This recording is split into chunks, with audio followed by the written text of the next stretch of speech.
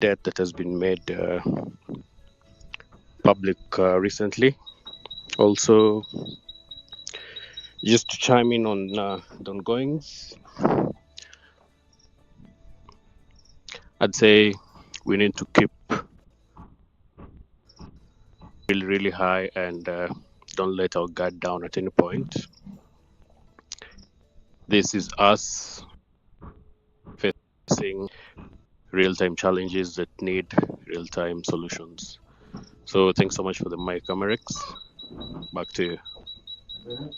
All right, thank you very much, Joe Baleat. Where are you calling us from? Are you a Kenyan? Yes. I'm a Kenyan, currently in Nairobi. All right, okay. Thank you very much. Let's meet on Tuesday. Tuesday it is. Willis, welcome. You can kickstart the discussion. Thank you very much, Amerix, for inviting us and hosting this forum again. The main important thing that we hope to achieve out of this is that the Kenyan people need to understand why they are being overtaxed and where their money is going to. And it's important that you've raised it, that debt that is being paid, because 80% of our tax revenue, what the Kenyan people are paying, what government is collecting from them, is being used to pay a debt.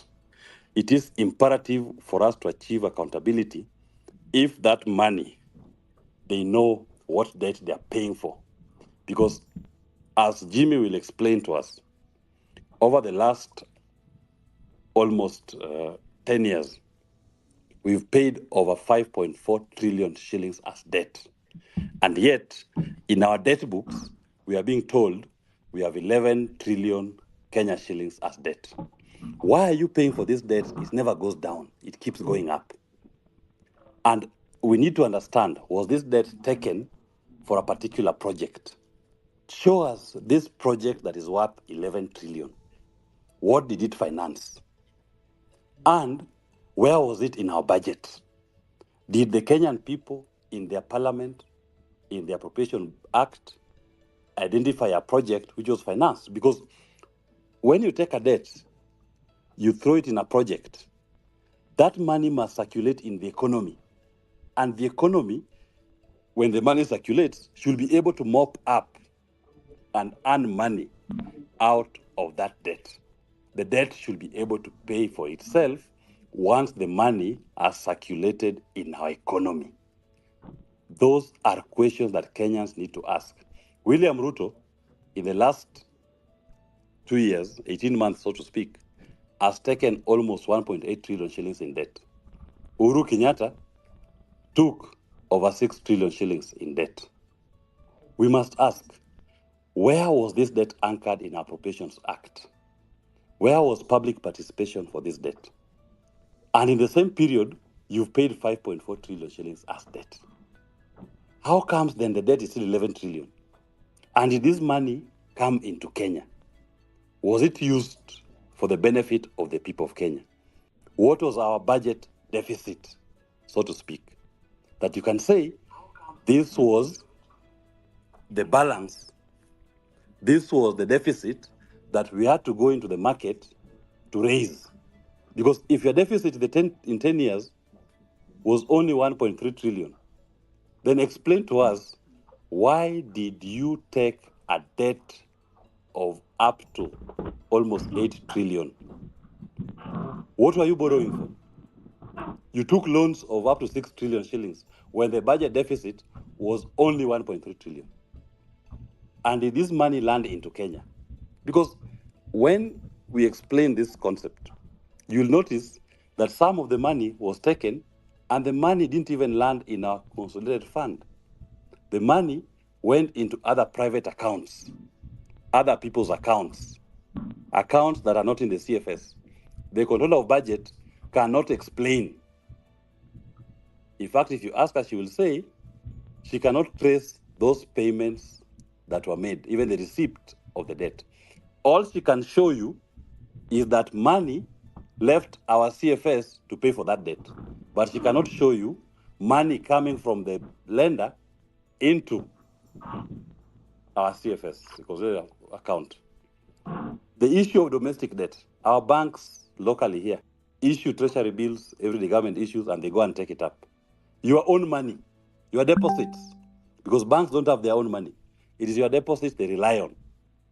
These banks have been buying bonds and bills every day. That bond and bill that they're floating and they're taking at exorbitant interest rates of almost 17%. Which project is it funding? Because according to our laws, project debt should only go into a project fund. But I will not speak much on it because today we have Jimi Wanjigi, who has been very vocal on this issue. Maybe you can give him the mic to explain further on this concept. And let me just say this. We come into this space as citizens who are concerned about the country. We are not coming into this space as politicians who are trying to campaign.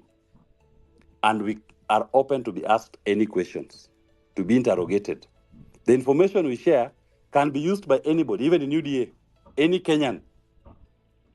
Because what the Kenyan people are seeking is what will work for all Kenyans. Make Kenya work for all Kenyans.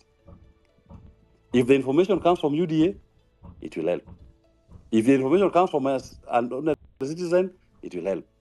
The ultimate goal is to make sure that Kenya works for all Kenyans. Last time I'd said, let us not allow politicians to occupy and own this space. This is a citizen space that is meant to hold everybody accountable and to allow Kenyan people to understand and know the details of their government and how their money is being utilized. If Jimmy can be allowed to speak, I think Amerix can allow him, or he can speak from because I'm with him. He can speak from my. Yeah, he can speak the from your request end is there. because I'm trying to Let look me give him the for mic. these He can other speak from my people, end. but I can't see them. Okay, let me give him the mic. He's in. Mercy, I'm looking for Mercy.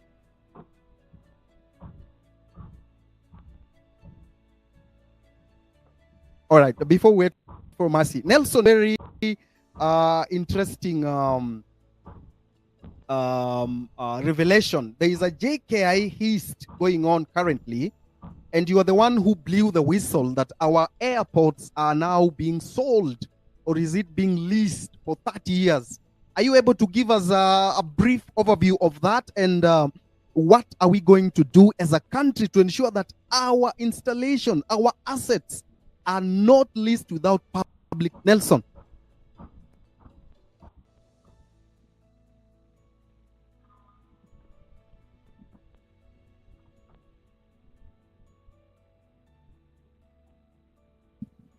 Hello, Nelson, can you hear me? Nelson?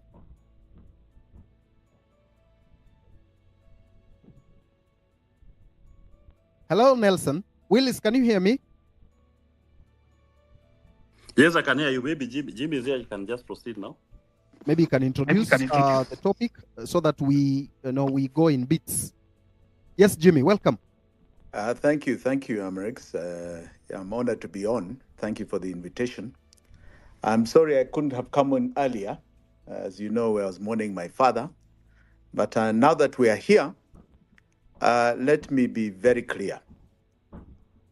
We are a country that is governed by laws. And everything we do is within that framework.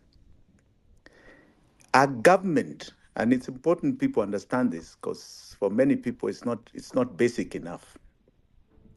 A government simply operates to mobilize resources from the citizens of Kenya so that they can be used for the needs of all the citizens of Kenya.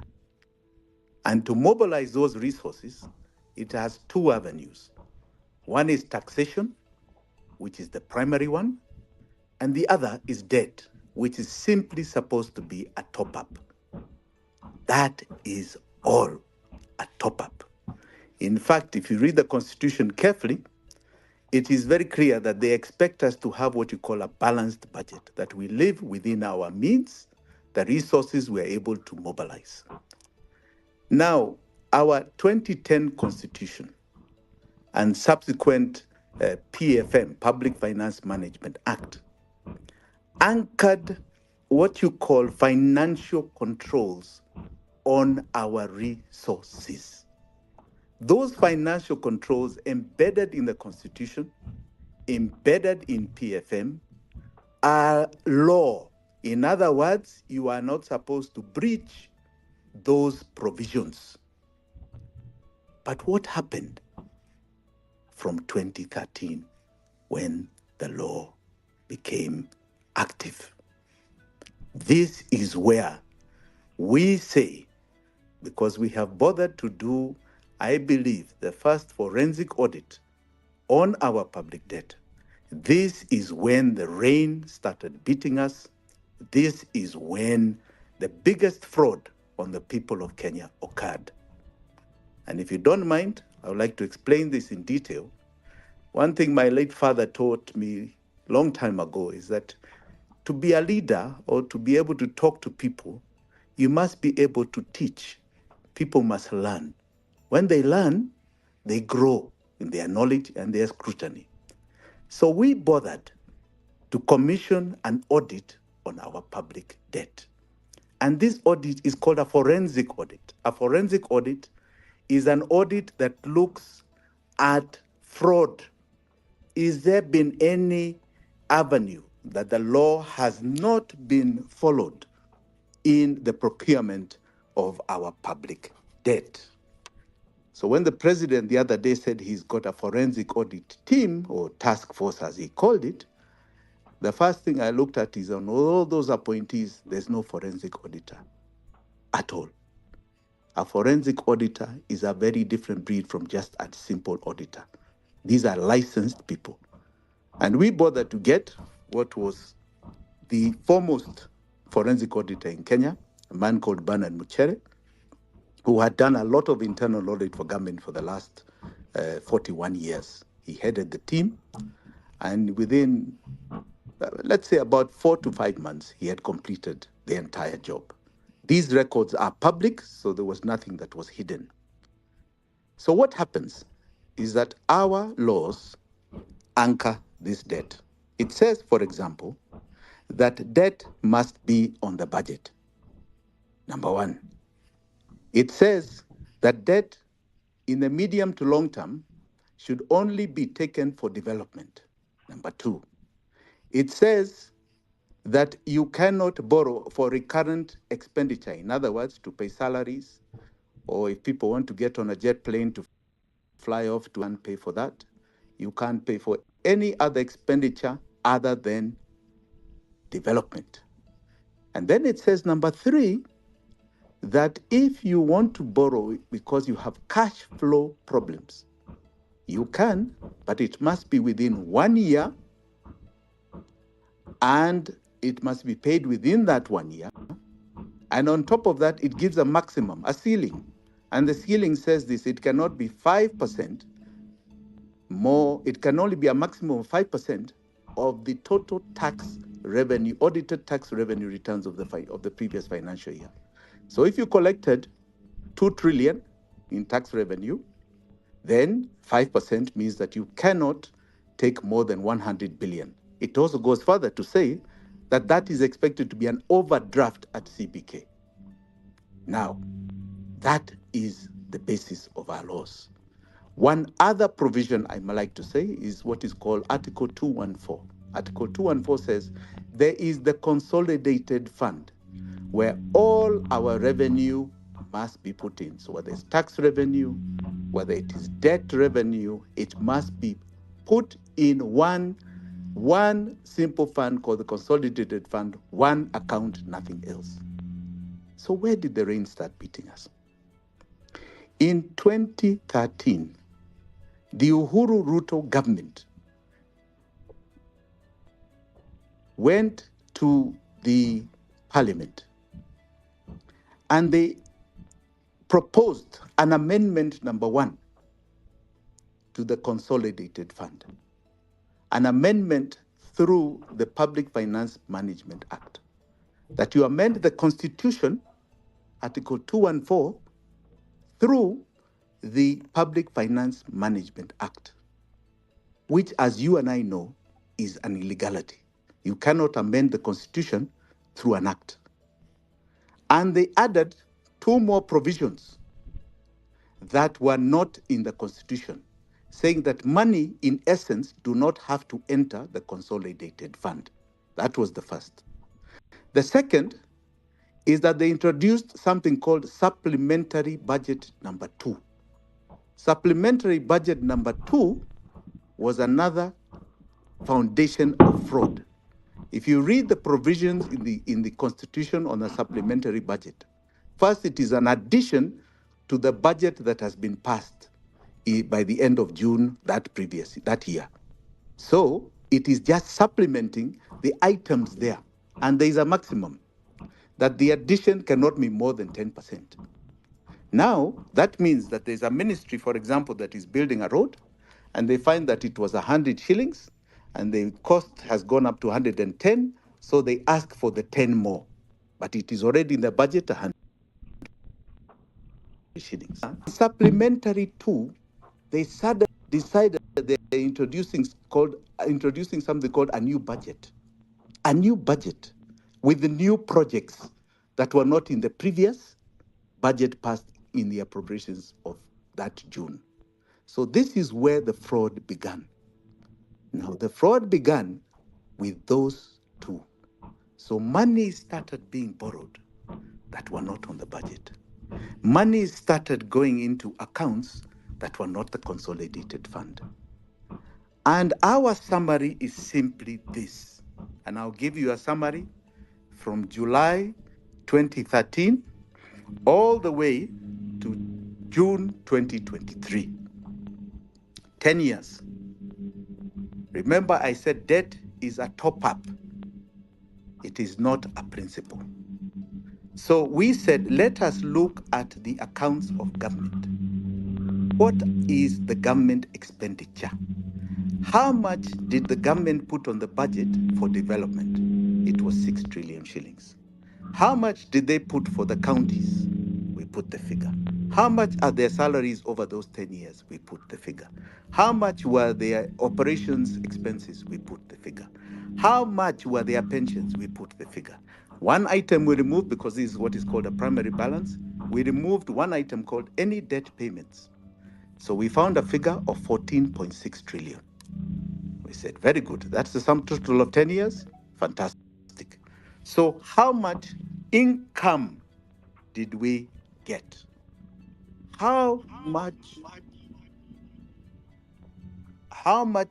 was KRA stating that they got? All right? So KRA, we did their actuals, not estimates.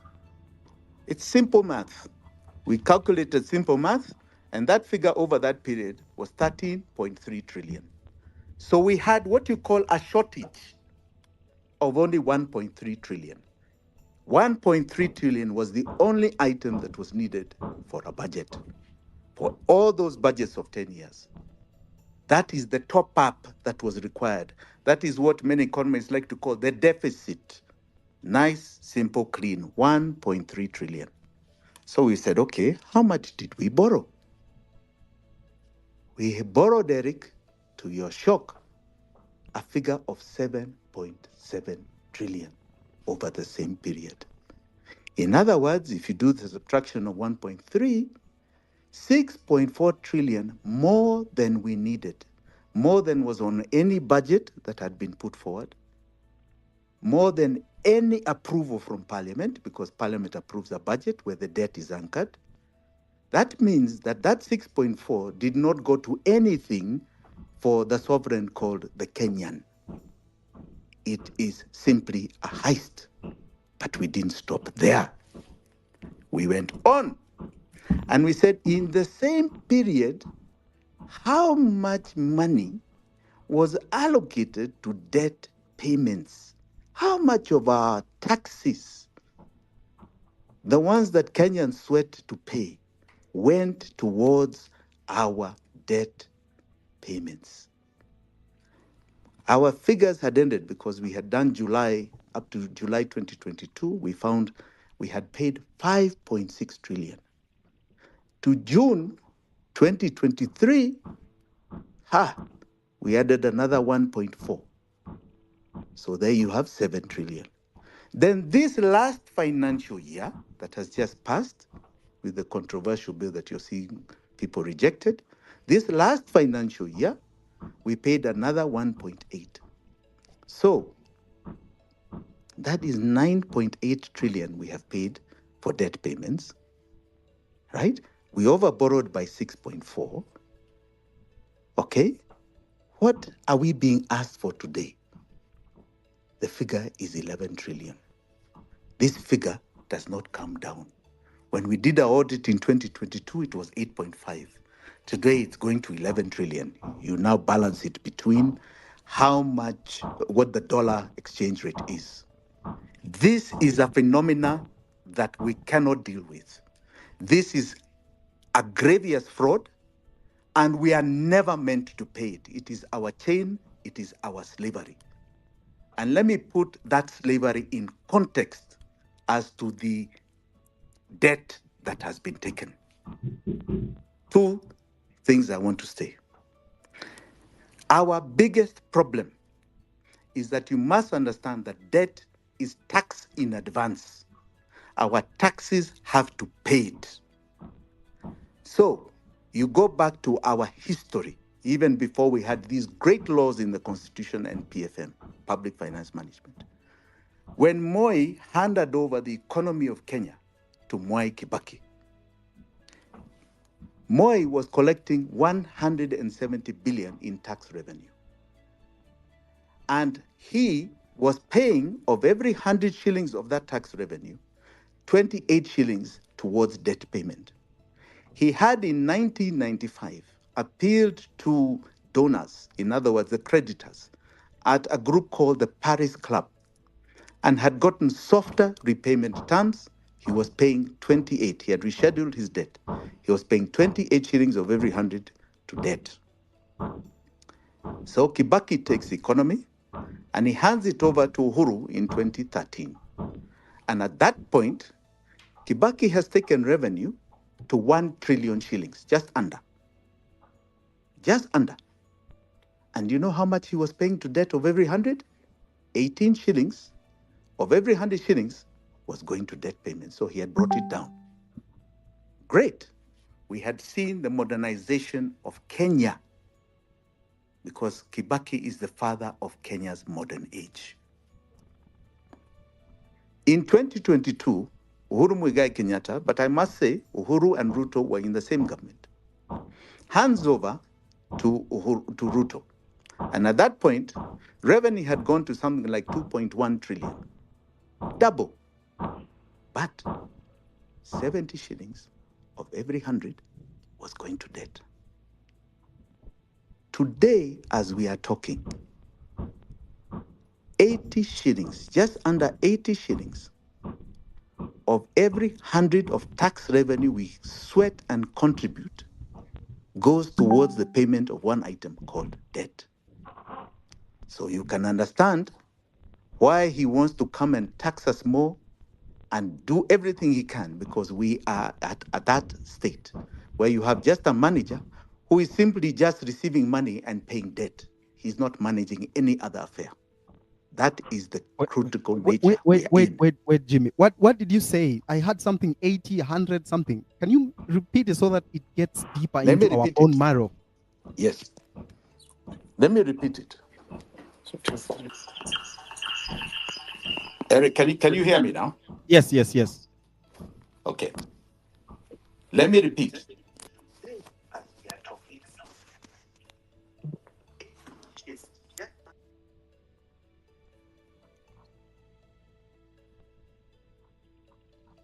We lost you.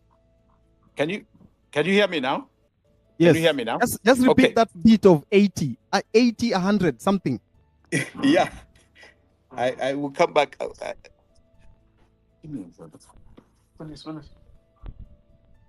How are our taxes being used? One person in his own personal account having 7.4 billion. 7.4 billion.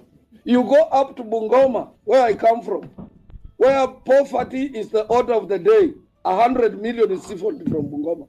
What are you saying, Juan? What are you saying? What is he saying? Yes, go on. What are you saying?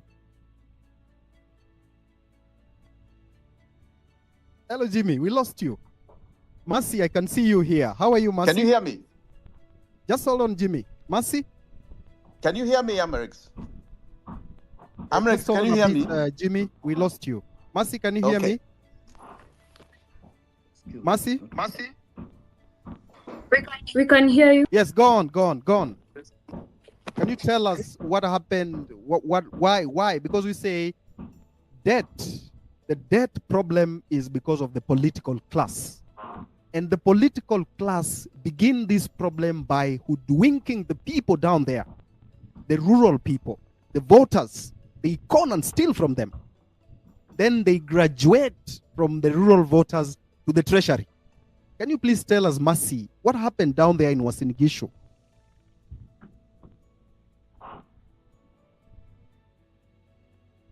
Mercy.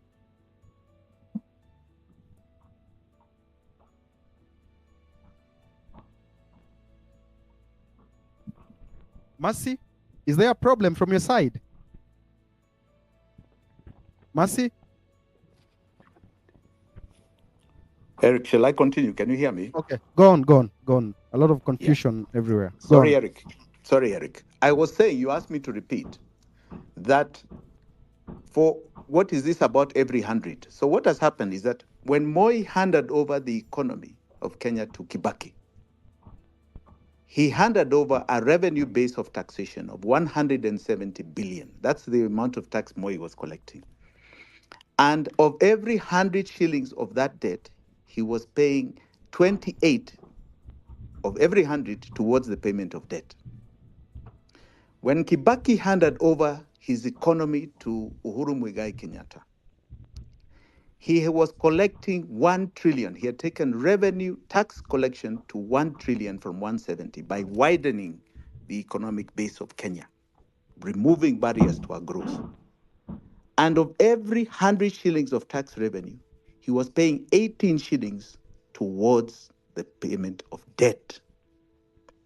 Remember, debt is tax in advance. When Uhuru Muigai Kenyatta handed over to William Ruto, but I like to repeat that they were in the same government together, tax revenue had gone to 2.1 trillion. But for every 100 shillings of that tax revenue, 70 shillings was going to one item called debt payments. Today, the end of the financial year 2023-2024, which ended June 30th, the calculations are the following: that for every 100 shillings, tax return revenue has gone to 2.4, but for every 100 shillings of that 2.4, 80 shillings, just under 80 shillings, is going towards the payment of debt. We are in an ICU situation. And unfortunately, as I said earlier, this debt did not come to us. It was never for our benefit. It is contrary to our laws, and we cannot and should not pay it. We should call it what it is, a fraud on the Kenyan people. And that fraud is leading to our strangulation and our enslavement, because this fraud continues for the next 10 years, unabatedly increasing. These debt payments do not decrease. We paid 1.8 this last financial year. We are paying a similar amount, probably even more, because I'm sure the dollar will not remain where it is. Then this coming financial year, it's going to be more in 2026. It will be horrific. This is why we are in the problems we are facing. And I want to explain this debt in terms of its composition. When Moi was rescheduling his debt, he was only dealing with one party called the Paris Club. That is where you have the bilateral donors. You have IMF, you have World Bank, you have what you call the bilateral agreements with, the Western world. Today, we have a Madrid. We have 4 pockets. We have the bilateral Paris Club. We have the Chinese debt. We have something else called the London Club. The London Club debts are the Eurobonds you've been hearing about, are the so-called syndicated loans from these Western banks that are really commercial loans. And then you have the fourth, which is called domestic debt. These bonds and bills people keep subscribing to every so often are fraud beyond your imagination. These are the four pockets. And I can tell you today. Okay, Jimmy. Yes. Okay, Jimmy. Hold on a bit. Yes. Mercy, it's you I'm looking for.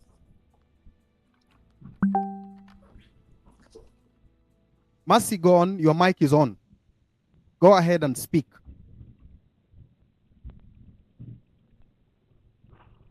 Mercy. Mercy, can you hear me? Mercy? All right. Let me go to Nelson. Nelson, there's that JKIA heist that you have unraveled. Will you please give us a 2-3 minutes overview of the entire heist and the entire theft? Yes, thank you, Amerix. So over the past few days, I've been going through some documents from KIA, and it's very unfortunate that these things are happening without public participation, and it's in line with what Jimi Wanjigi is saying, that the people in power right now are just concentrated on how they will enrich themselves and amass as much wealth from our own money and from the debts. And if you look at this deal, okay, let me start from the beginning. So, hello. Thank you so much for hosting us. Can you hear me? Yeah, Mercy, we can hear you. Hello, can you hear me? Yes, we can hear you. Can you hear us? Mercy, can you hear me? Okay. All right. So thank you so much all for showing up. Thank you so much for hosting us. I'm going to start my presentation with a story. This story is about Chelangat Mutai. Then I will talk about the Finland scandal and the fertilizer scandal together with the bad seeds. Chelangat Mutai was when he was the vice president and the board chair of Highlands Girls High School, which is now Moi Girls High School. Why? For speaking truth to power. Chelangat Mutai did exams from outside, passed, and went to UN. Chelangat Mutai would write articles for the UN magazine that also spoke truth to power. There was a time that UN had a strike, and UN attributed some of her articles to a strike that took place. Chelangat Mutai was expelled again and went back to the village, where she started to teach. Chelangat Mutai got a scholarship to go to Harvard through a professor who was at UN. The only thing that they needed from her was a passport. She had accommodation, she had transport, she had everything. But now when it got to the passport, this is where the problem started. Moi declined to give Chelangat Mutai a passport. Instead, he took her file and he put it away and said that she's not going to get a passport. So they sent very many people to go and talk to him, her uncle who was in the military, her relatives, but he refused.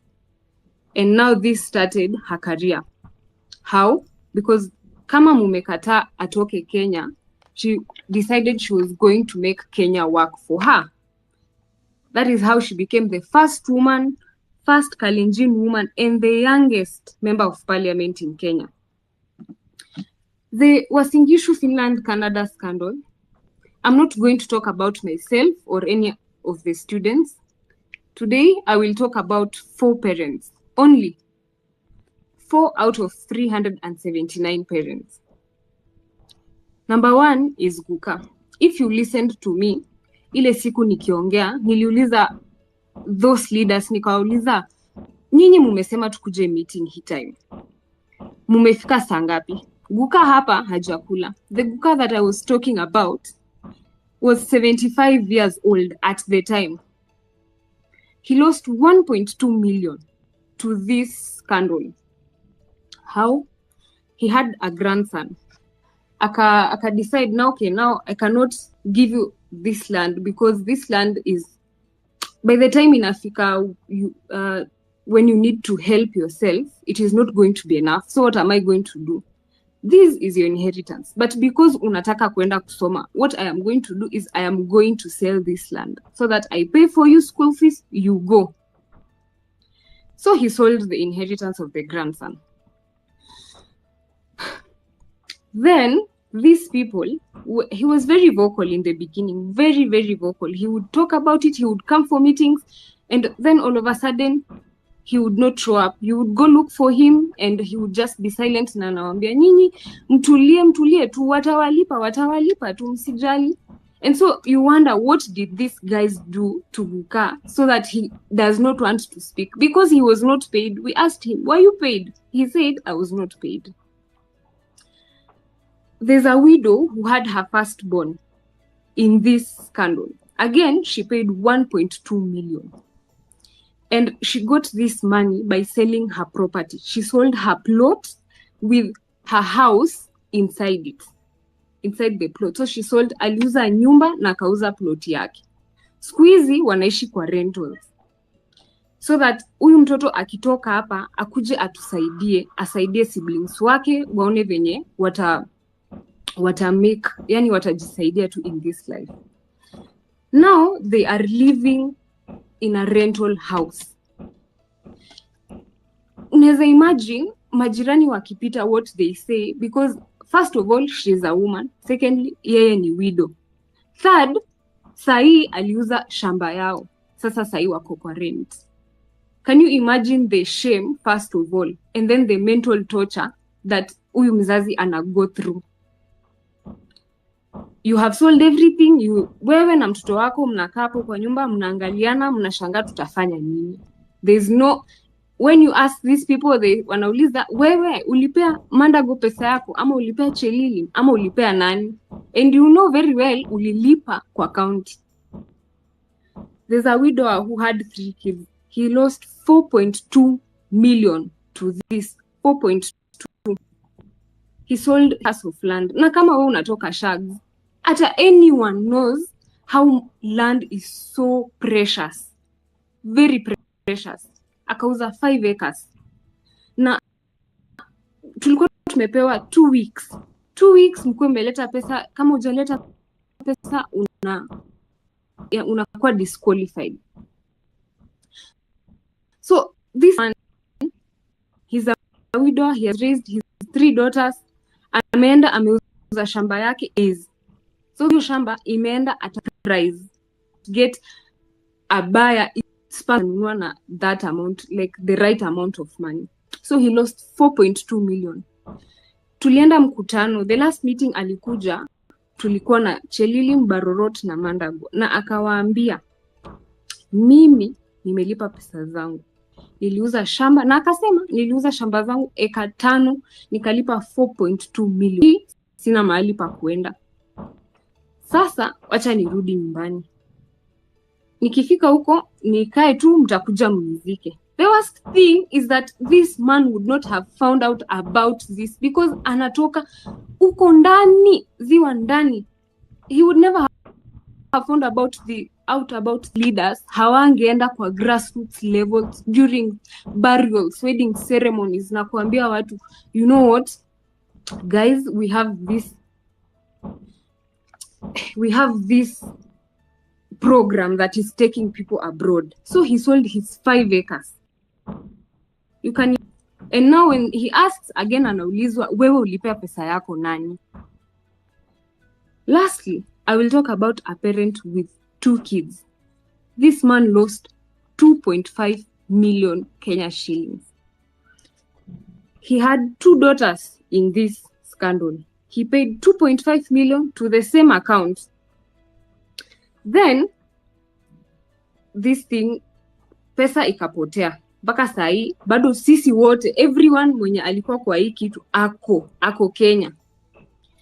Ilibidi ametoka Wasingishu kwa sababu this was his pension. Ilikuwa mpango yake. Alikuwa amejiambia, unajua, niko na watoto. Nikilipia watoto hizi pesa, wanaweza jisaidia kimaisha, waone kenye watafanya, waende wasome, maybe in 1 year, 2 years wanaweza rudi Kenya wanisaidie. So hivyo. Sahi wote wako nyumbani. Toke Wasingishu ameenda Baringo. Kufanya nini? Farming. Farming gani? Ya nyanya. All of us know if you're a farmer, unajua how farming ya nyanya ni very, very, yani inahitaji so much care. It is not like maize where you just plant and then you leave, you go. This is tomatoes which require hapo the whole season. Huyu mtu ametoka civilization, ameenda uko in the middle of nowhere. Why? Again, to start over. A 65-year-old man trying to start over, aone venye atajisaidia kimaisha. Wamechukua hizi pesa na sahi tena mkienda kuuliza, wanauliza, wewe ulipea Chelili, ulipea Mandago pesa, ulipea Barorot pesa, ulipea nani? But okay, that is what your government can do for you. All right, Mercy. Just so nyinyi mnawapea pesa and then wana decide umetupea pesa, sasa let us put it to use. Right. So mbona mna complain na nyinyi mko ndani ya serikali? Si huyu ni mtu wenu mwenye anawatakia mema. Si mumempea pesa. Si mumpe time aende put your money into better use. Why are you hurrying? Why are you disturbing people? Just hold on, Mercy. Why can't you wait? We put your money into better use and then decide that we are going to now pay for you school fees if we want, or maybe refund. All right. Then they will ask you, why are you fighting a government that is working? Because see, the government is working. You pay money, the government works for you, it puts it, and then now what you have to do is wait so that you can see the fruits of this labor. All right. Sasa juzi, they have decided, all right, because Mercy.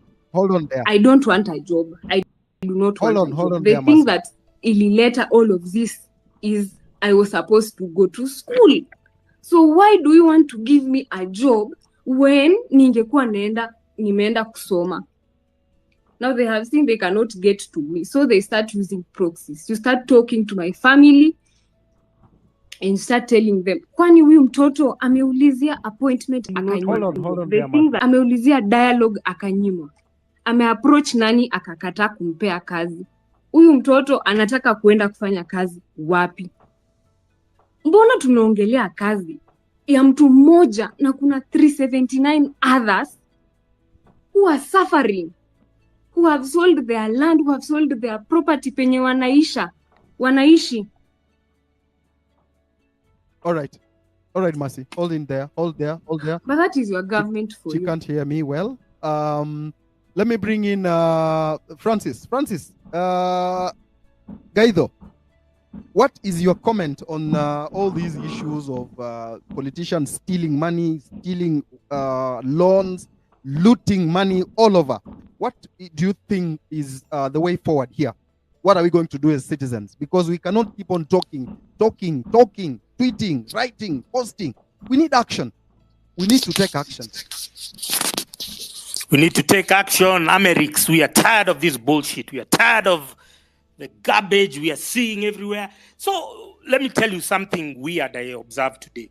So after the Trump assassination attempt, then immediately I saw Elon Musk. Elon Musk said that he has endorsed Donald Trump for the presidency in light of the happenings of today. Now, I was like, can you imagine if a businessman in Kenya tried endorsing a candidate for president, what would happen?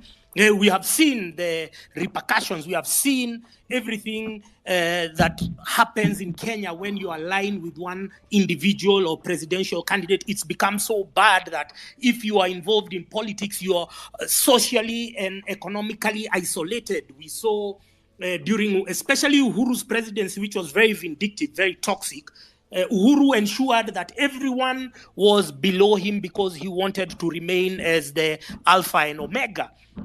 And so we have to anchor our economic policies to transcend individual or personal party loyalties and whatever, so that we don't have a situation where we have one singular individual whose only ambition in life is to ensuring everyone else falls so that he can remain on top. That was one thing I noticed. I was just trying to juxtapose what was happening there to here.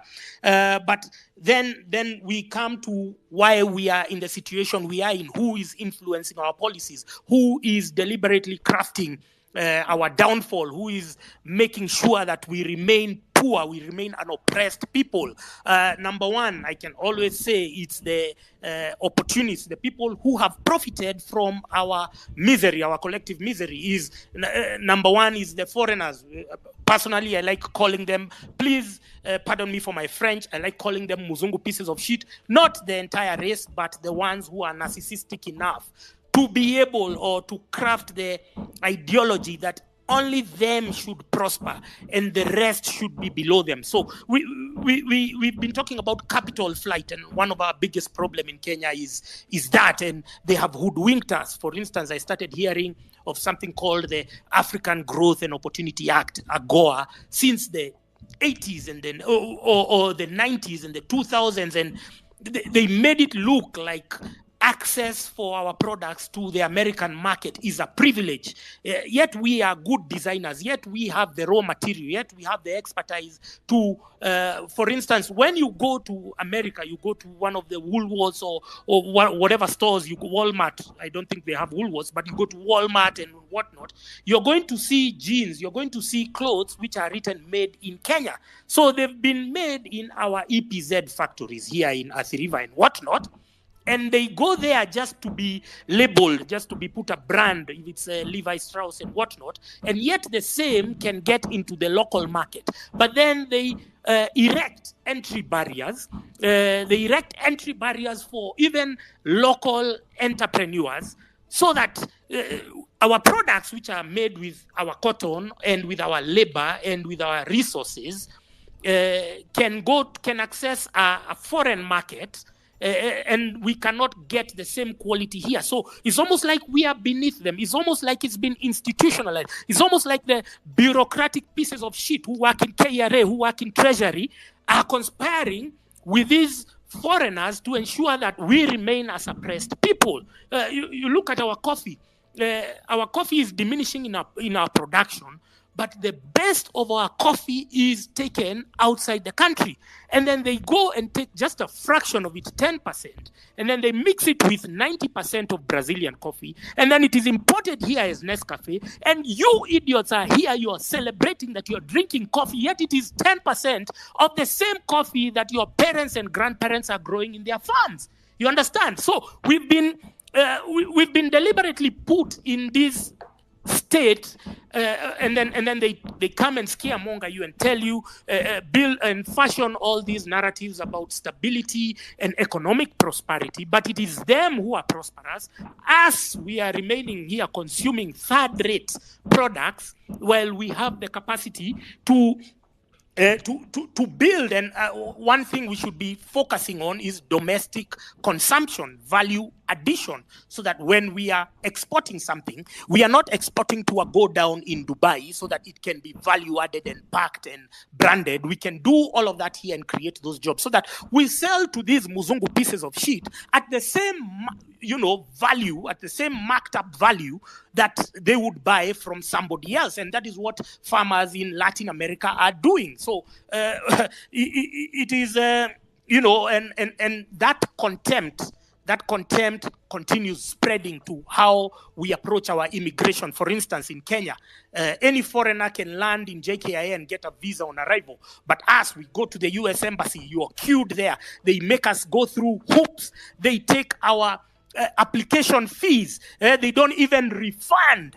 Which is why I was saying the other place we should be occupying is occupying US Embassy. Because how do they charge $200 for an application where they already have a quota where they know we are going to allow these ones. They already have a quota. So today they say we are only allowing 20 or 30. So everyone there, you are just going as a formality because they have pre-decided and predetermined who is going to get a visa and who is not going to. And then we have seen this Meg Whitman. She has insinuated herself so much in our policy making. She's taking selfies. She's doing a lot of PDA with Ruto. And I'm saying, who the fuck does she think she is? She's just a mere diplomat brought here to serve a purpose. She's supposed to be neutral. She is not even hiding that she's pro this faction of the political divide. She doesn't care about Kenyans. She's here serving commercial interests. And we as Kenyans are supposed to clap for her because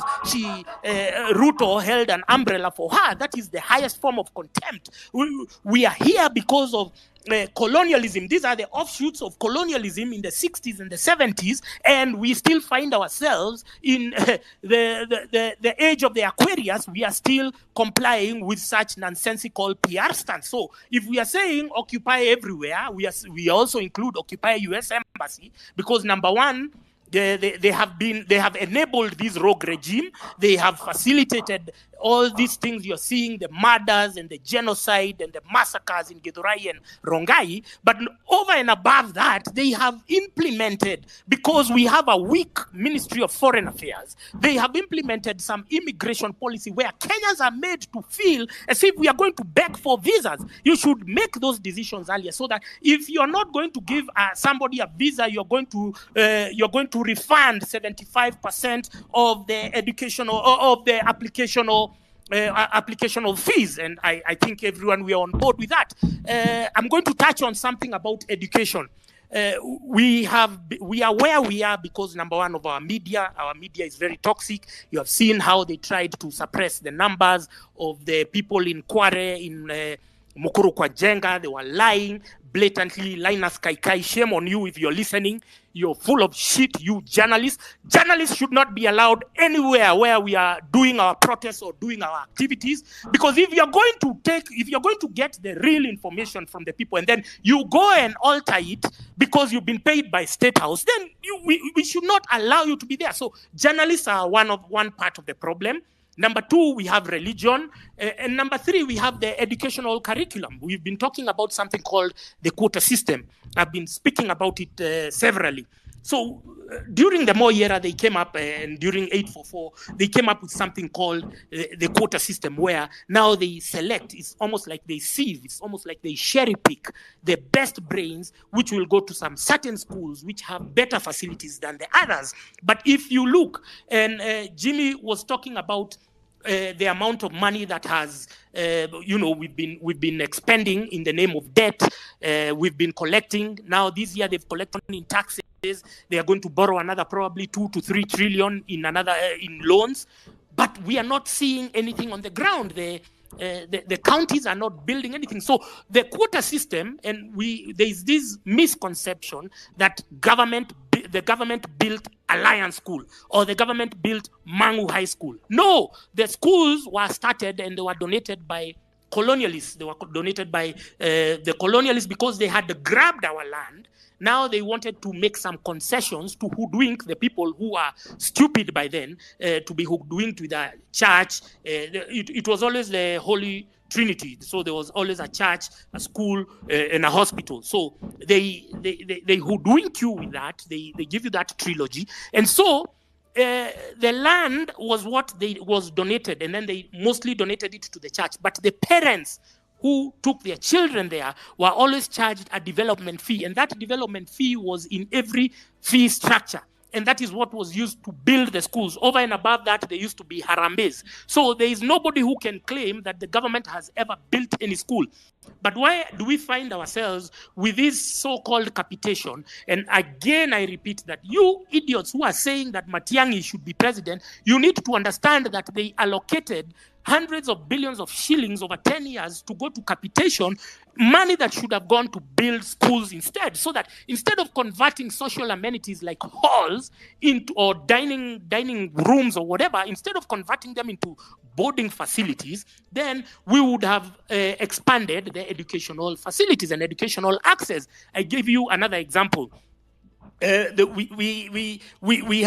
this saying that the closest school is the best school. So instead of having a boarding school where I saw there's a lady called Karibi who sings, and her son got an accident when he was leaving Chavakali coming back to Nairobi. Why are we subjecting students to these long journeys to go to school? What we should be doing, the closest school is the best school. Like now Nairobi, all the schools were amazing if you look at Upper Hill and whatever, but because subsequent boards, subsequent management, subsequent counties neglected them, so the schools have reduced and fallen in stature and in their quality of education they provide, but they were high-end schools if you look at them today. But even Kibera Olympic, it used to lead in the KCPE results. So what we need is not now to come up with more entry barriers under the guise of quota system and whatnot. Every county, every CDF, every constituency receives no less than 110 million per year. The cost of building a school is 10 million. Why are we all cramming? We are chasing all of us to go to Mangu, to go to Alliance, to go to where, while we should be concentrating on the amount of money that is stolen in the grassroots. You understand? It's the same thing with hospitals. The cost of building a referral hospital, KU, which was the last one, was 10 billion Kenya shillings. Why is everyone rushing to Nairobi to KNH while these governors are just blowing a lot of money? We already have the numbers. Thankfully, because of the likes of Jimi Wanjigi, we've been able. I knew there was corruption. Trust me, 2 years ago, I knew there was corruption. I knew they used to steal money. I just never put it into context, the level at which the theft is perpetrated by the political class, until I saw the actual numbers. So this is real. We are speaking about people who are repatriating our money, stashing it into foreign accounts. I was contacted by a group who said that they are the people who are behind Ruto not addressing the Congress, and they said now they are mapping all the bank accounts, foreign bank accounts that are stashing Kenyan proceeds of crime. Those are the same people you celebrate in the country. Those are the same people who you love and adore and whatever. So back to the illusion of national schools is that we now need to have national schools in every county. We've already identified that it costs 10 to 20 million to build a functional school with every facility. Then we abolish boarding school. Boarding school absorbs a lot of resources from parents because they have to invest in bed, they have to invest in uniforms, they have to invest in what? And sleep is not a productive activity. So that we lay more emphasis. First of all, we expunge religion from the curriculum. We remove the churches from managing schools so that they are run by professional boards. We lay more emphasis on sciences, on science, on technology, on agriculture, on sports and arts, so that we can create now a new, so that we cannot have like 100% of our graduates, all of them as administration, or to do what? No, we have artists, we have musicians, we have agronomists, we have everything. We have even vocational training. You get somebody to be an electrician for you. They are meeting you with a lot of shoddy work because they haven't perfected the art, and it has to start not just in high school but in primary school. But we've been bogging kids to do a lot of homework, carry big bags, waking them up, I don't know, at 5 a.m. to go to school. That is to learn important subjects which will not even be relevant in their careers in the future, while they should start. If somebody is good in sports, if somebody is good in being an electrician or whatnot, they should start in primary school so that they start perfecting the craft earlier in life. So that is one of the. And then the church has captured, especially our politicians, because our politicians now love masses when they go and address masses, and then it comes on TV, and then they feel they stroke their bloated egos after saying absolutely nothing. So the church can be there, as an oversight, and then religion should be a mandatory undertaking in every school. If a kid feels they are Christian, nobody should block them. If there's a Muslim, there should be all those facilities in every school, but they should not be driving policy. They should be adding students to their mental impotence. We have seen the position they have taken in our political dynamics today. We don't trust them. We no longer listen to them because they have shown us that given an opportunity, they will be always inclined to identifying and gravitating towards thugs and thieves like William Ruto and Rigathi Gachagua and whatnot. So we remove them from the educational establishment and let's start investing in our youth so that... sorry, Amerix, how much longer? 1 minute.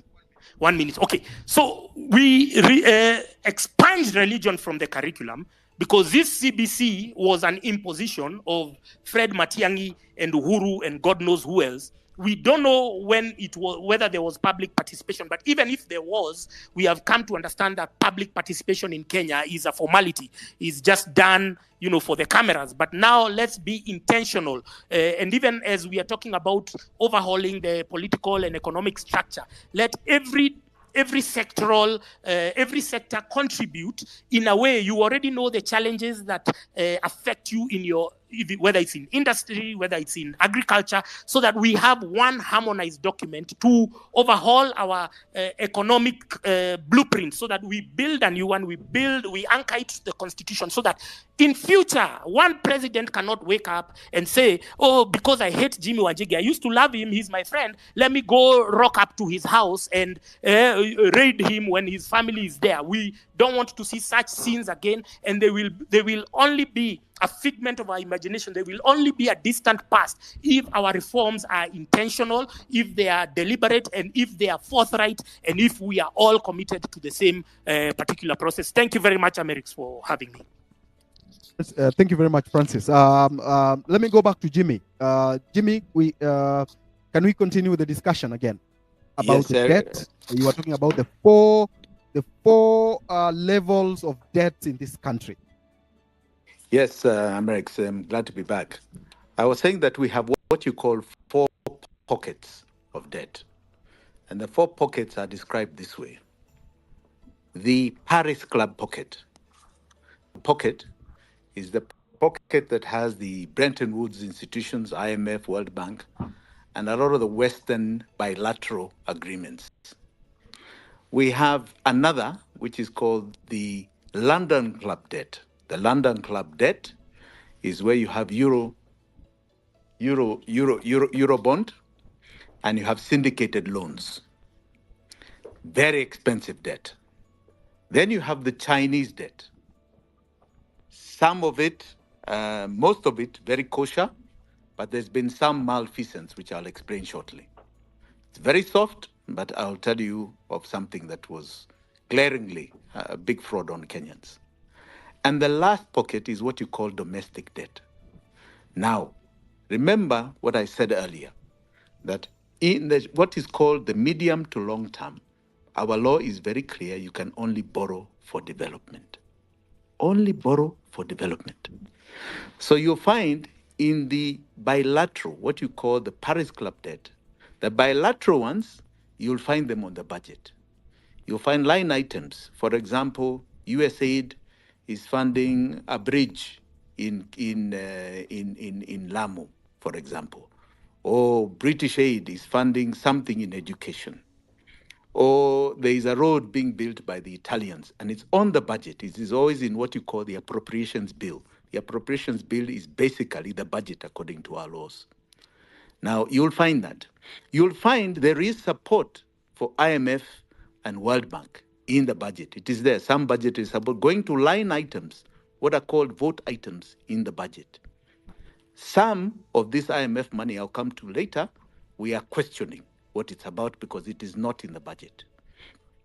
Now, you come to what you call this new pocket that was introduced over the last 10 years or so, called the London Club pocket. Kibaki took a small portion of it as he was exiting, but it was really perpetuated under this regime of Uhuru. That pocket of London Club is very expensive commercial money, more or less commercial. It comes from private investors. Eurobond comes from private investors looking for where they can put their money right, and earn a good interest rate. So the interest rate was taken for our first Eurobond of 2 billion was about 6 or 7%, but it has gone up. Now, Eurobonds that the Uhuru Ruto government took was 7 billion. They've also taken a similar amount under syndicated loans, 7 billion. And I can tell you today that none of that money, because it is long term, it is beyond 1 year, none of that money, you're talking about $15 billion, appears anywhere in our budget. It funds not one project. It does not even, we don't even have it as appearing in the consolidated fund. It does not fund one item on the budget. That is your London Club pocket, and it is very expensive. Then you have the Chinese debt. The Chinese debt, most of it is anchored in our budget. It is very clearly stipulated what projects they're supporting. Right? If we are doing a road, if we are doing SGR, it has been there. Has been a fraud of monumental proportions. And I'll simply put it this way just to give you an example. Just to give you an example. I'm very familiar with this GR. I initiated that project under the Kibaki regime. In fact, it was under the coalition agreement of Kibaki and Raila. We started that project in 2008, and that project was simply a private project. It had no government money. We wanted to do a private feasibility study because a company called RVR had failed. And we wanted to do private investment of a line from Mombasa all the way to Malaba, right? Simply a private investment, no taxpayers' money.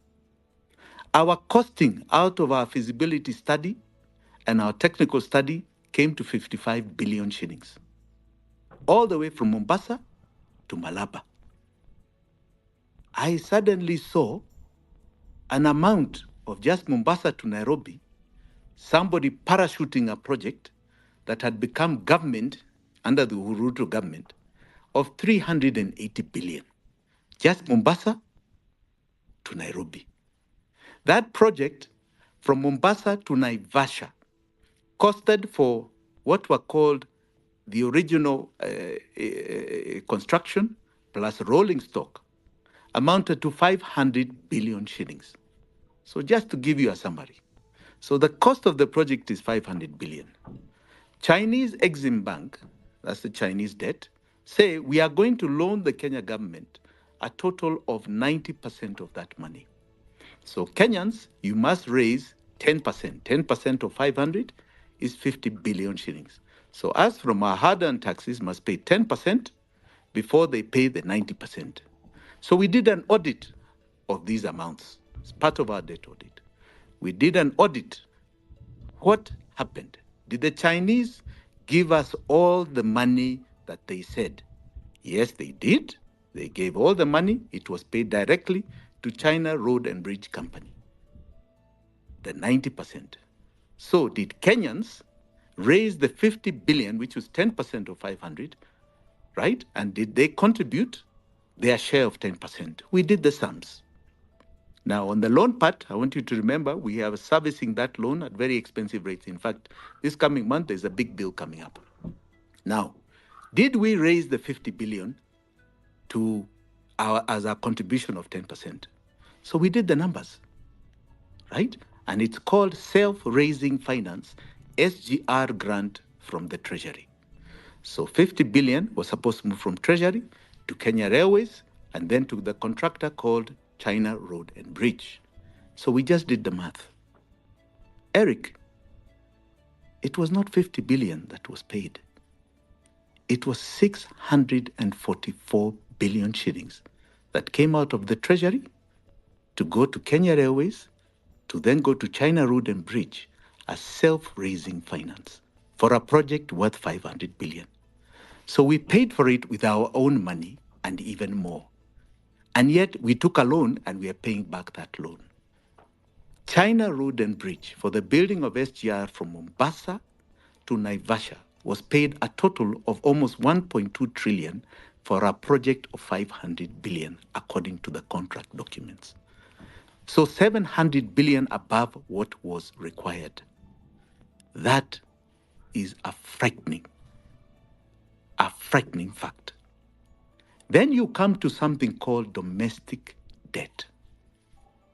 What you hear, bonds and bills taken from our local banks, insurance companies, pension funds.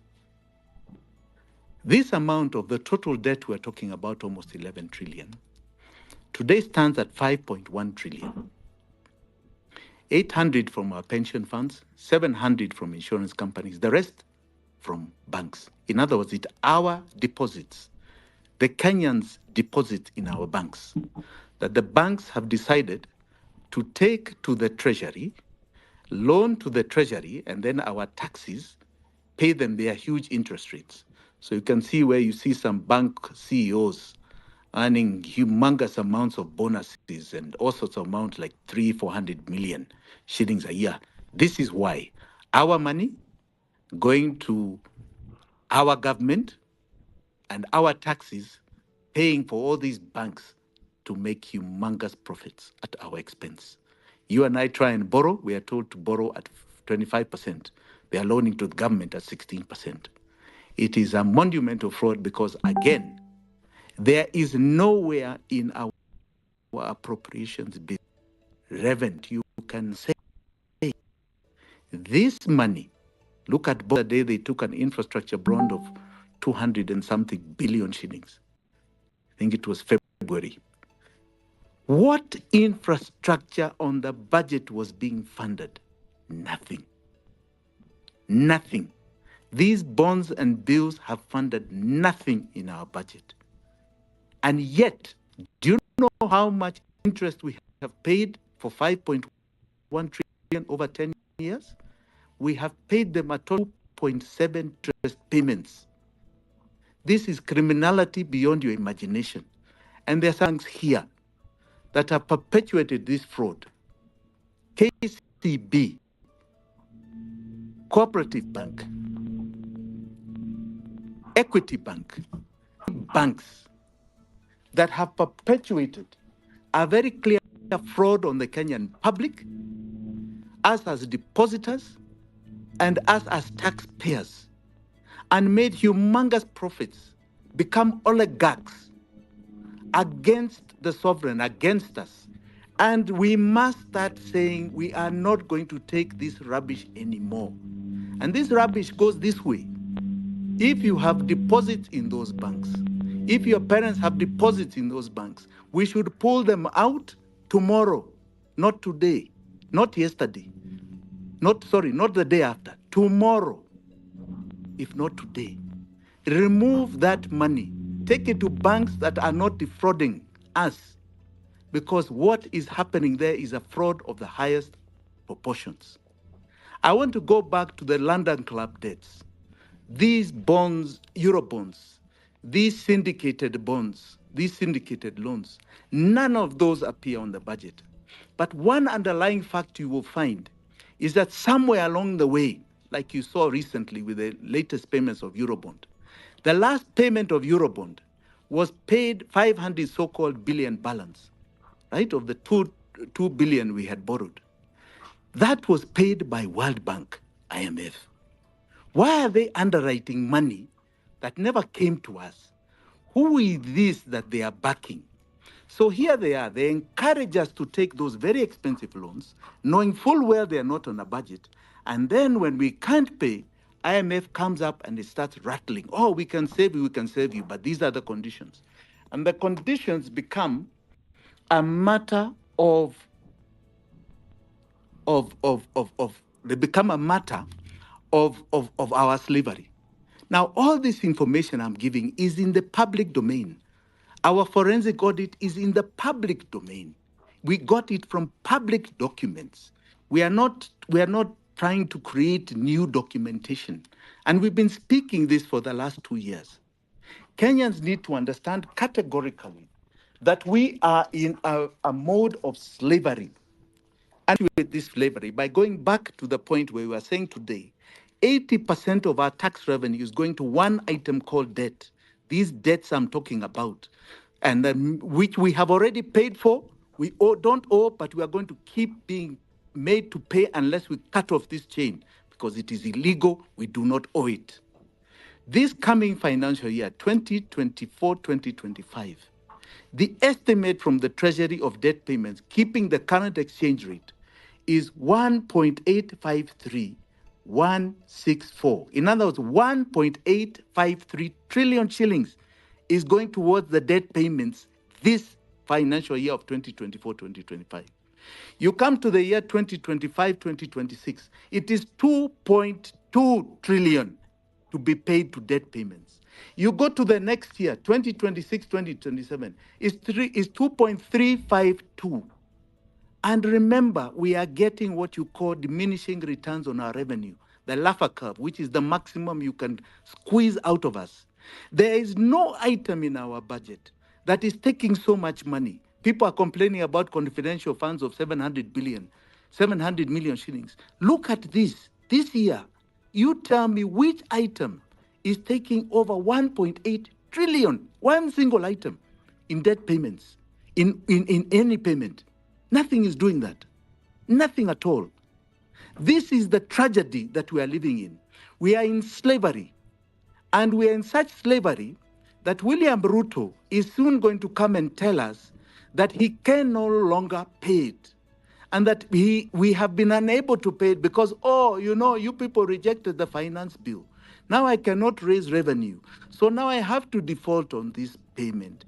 And the default means that they now start coming to your accounts. They start looking for your deposits. And they start telling you that you've got to take a share of this. Otherwise, the banks will close. And we're going to have serious problems here.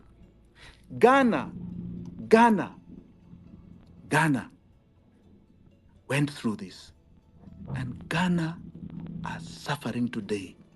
They are suffering from 2022 December, where 70%, 70 shillings of every 100 went to debt. They are suffering. And I can tell you, it is so tragic because you go back to the London Club debts. You go back to these so-called Mzungus guy that he's talking about, these criminals that have perpetuated this fraud even in places like Malaysia and gotten caught. These big firms called JP Morgan Chase, they have been part of a conspiracy because if you are going to loan anybody money, the first thing you must do is your due diligence. What are you giving this money for? Is it in line with the laws of Kenya? Which project is being funded? The Euro bond that was taken in 2013. Our investigation is very clear on this. It started an investigation all the way back in 2014, when I can tell you here on this show, a man called Jacob Juma, the late, he was my friend, came to visit me. And he tells me, Jimmy, I can tell you there's something fishy going on here. And you know all he had? He was just simply reading what are called the National Treasury quarterly reports. That is all. And he said, the president stood up when he said he's taking the Eurobond. And he said, because he's taking the Eurobond, they are not going to borrow domestically. The estimate at the time was about 300 billion shillings. So 3 billion almost Eurobond that he was taking. But when I look at the quarterly reports from the National Treasury, it seems they still borrow domestically from the local banks. And that's their quarterly report, not the budget, quarterly report. And they are not recording what happened to the Eurobond. So we started asking some questions. Unfortunately, we got the opposition leader, Raila Amolo Odinga at the time, to write a letter to the Treasury to ask where are these Euro bonds? The 2 billion you say you borrowed, what has happened to it? On a bit of a scare for the then Minister of Finance called Rotich, he released documentation. And he showed the following, that $1 billion, they went out into the market and they managed to get $2 billion early 2014. In fact, by May 2014. And that $2 billion, they showed us what is called the expenditure pattern of those dollars. So they said of the first $1 billion, $650 million of that money went to pay a syndicated loan of Mwai Kibaki directly to a bank called Barclays Bank. In fact, Standard Chartered, sorry. And they showed us a SWIFT transfer of that amount. Then a SWIFT transfer is to show, like you get an RTGS that shows from point A to point B, it went to the account and was credited. Then they showed us that 350 balance of that first $1 billion, it went directly to the consolidated fund, exchequer account 00010,03987. And they showed us very clearly that account. 350 credited. We said, hallelujah, asante sana. Very good work. Then we said, where's the second one? They said, oh, the second one, we hung on to until September of that year. We don't know why they asked JP Morgan Chase to hang on to that. But they said it also came. We said, show us, like you showed us of the 350, show us this amount of 1 billion, how it came to the Treasury. Said, because the 350 that came to the Treasury, it came to the central bank, account number 1, it showed categorically that you had a SWIFT transfer. You even had your letters from CBK addressed to the Treasury, showing the exchange rate confirmation that you transferred to Kenya shillings. Show us the same for this $1 billion in September. They sent and put up a SWIFT transfer. But that SWIFT transfer did not show us where that money went. It was completely blackened out. Apart from the top, where you see it leaving an account at JP Morgan Chase, the rest was completely blackened out. Then they tried to quickly show us an amount in December. It was directly from Citibank, what they called tap sale, in $15 billion. Right? That $815 billion, they showed us the SWIFT. It came to, they had now created in the central bank, called us account 1,000, not the consolidated fund. We said, And then they showed us the communication from the same central bank saying we have credited this amount with an exchange rate of this value. We said, very good. Can you go back to the one of September? Where is it? Ever showed us.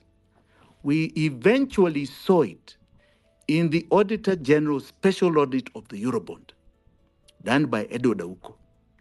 And Edward Auko in his report says that this amount entered an account called 8,214 something. We said, what account is this? We don't know it. We don't know it at all. What is this account? We never got a further explanation. But nobody dared to present even one iota of that SWIFT transfer like they had done for the others. Even the letter exchanging the amount from dollars to Kenya shillings, central bank saying this is the exchange value amount, they didn't show us. What we know is that that money, nobody has provided evidence that it entered this country. Now, the Auditor General in his report further goes to say that all these amounts cannot be attached to not even one project. And actually, even in his conclusion, says that when he asked the Treasury, what were these monies so-called used for? The Treasury says that these funds are fungible. In other words, they're interchangeable. They can do what they want with them. In other words, they admitted they are breaking the law. That is just one Eurobond of $2 billion. One did not come here. They subsequently took another 5. Please take note. They subsequently took another 7 in syndicated loans. We cannot find anywhere in our budget and in our books. Now, Kenyans, are we going to continually accept that we are going to become slaves and have agreed to become slaves? Because this is what is called modern day slavery. Now, and for generations to come, the perpetuating our poverty and our slavery. In the old days, slavery was something that was done with chains put to our hands and our feet. That is what is happening here with this debt. Debt has now been used by our own oligarchs, our own people in power, and of course, in collaboration with others outside this land. Others outside this land who know what is going on, who know the illegalities of what has been perpetuated, to ensure that we are slaves to them in perpetuity. Complain about the finance bill today or tomorrow, which are tax-raising measures. But we are going down so fast as a nation. The poverty rates are increasing by the day because of one item. Anything that is collected from us is going to others, and it never came to our use. And it's going in such large amounts, strangling us, it is finishing us for generations to come. And my proposal has been very clear. What is not in our laws, what does not exist in our constitution, is not liable to the sovereign. We are not and should not pay it. We must cut this chain off our neck. We must remove it. And those who put us in this mess must pay the ultimate price of justice for the people of Kenya, because they have caused havoc to our lives. We have said continually that this regime will not change it because it was part and parcel of doing what we are suffering. They are not going to hang themselves. So William Ruto should not pretend that he can set up a task force to come and whitewash what he knows he's capable to. He is not going to tell us that we will not accept. This is a fraud of monumental proportions. We are unlike other countries that have had to shut down because of debt. Ours we do not have. And I can tell you, with all the sums we have paid, my fellow Kenyans, we do not owe any debt to anybody. We do not. In fact, if we remove that debt from our books, I can tell you have a reduction of taxation and you'll have money in your pockets like you've never seen before. But people are hostage to their own creations. And we must reach a stage now where we say we are going to cut off. We are not going to be anybody's slaves. And we must cut this link, and those who are perpetuating it must face justice. And those foreigners who have been part of this, who have been perpetuating this, who know what they are doing to our demise as a country, we will also follow you, we will look for you. You are criminals. You have aided criminality. In Malaysia, you were found. In Mozambique, you were found. You shall be found even in Kenya. And those who are protecting them, please. We used to have big friends. The West have been good friends of Kenya in the past. Why do you want us to be your slaves? We are just as good, if not better than you. We deserve more, and we are not going to take this nonsense anymore. So my fellow Kenyans, we start with our own. Those who are perpetuating our slavery in something called domestic debt, those culprits, those oligarchs, must be dealt with now. Tomorrow, the day after that, go take your money from those banks. Tell them they are not at liberty to continue your slavery.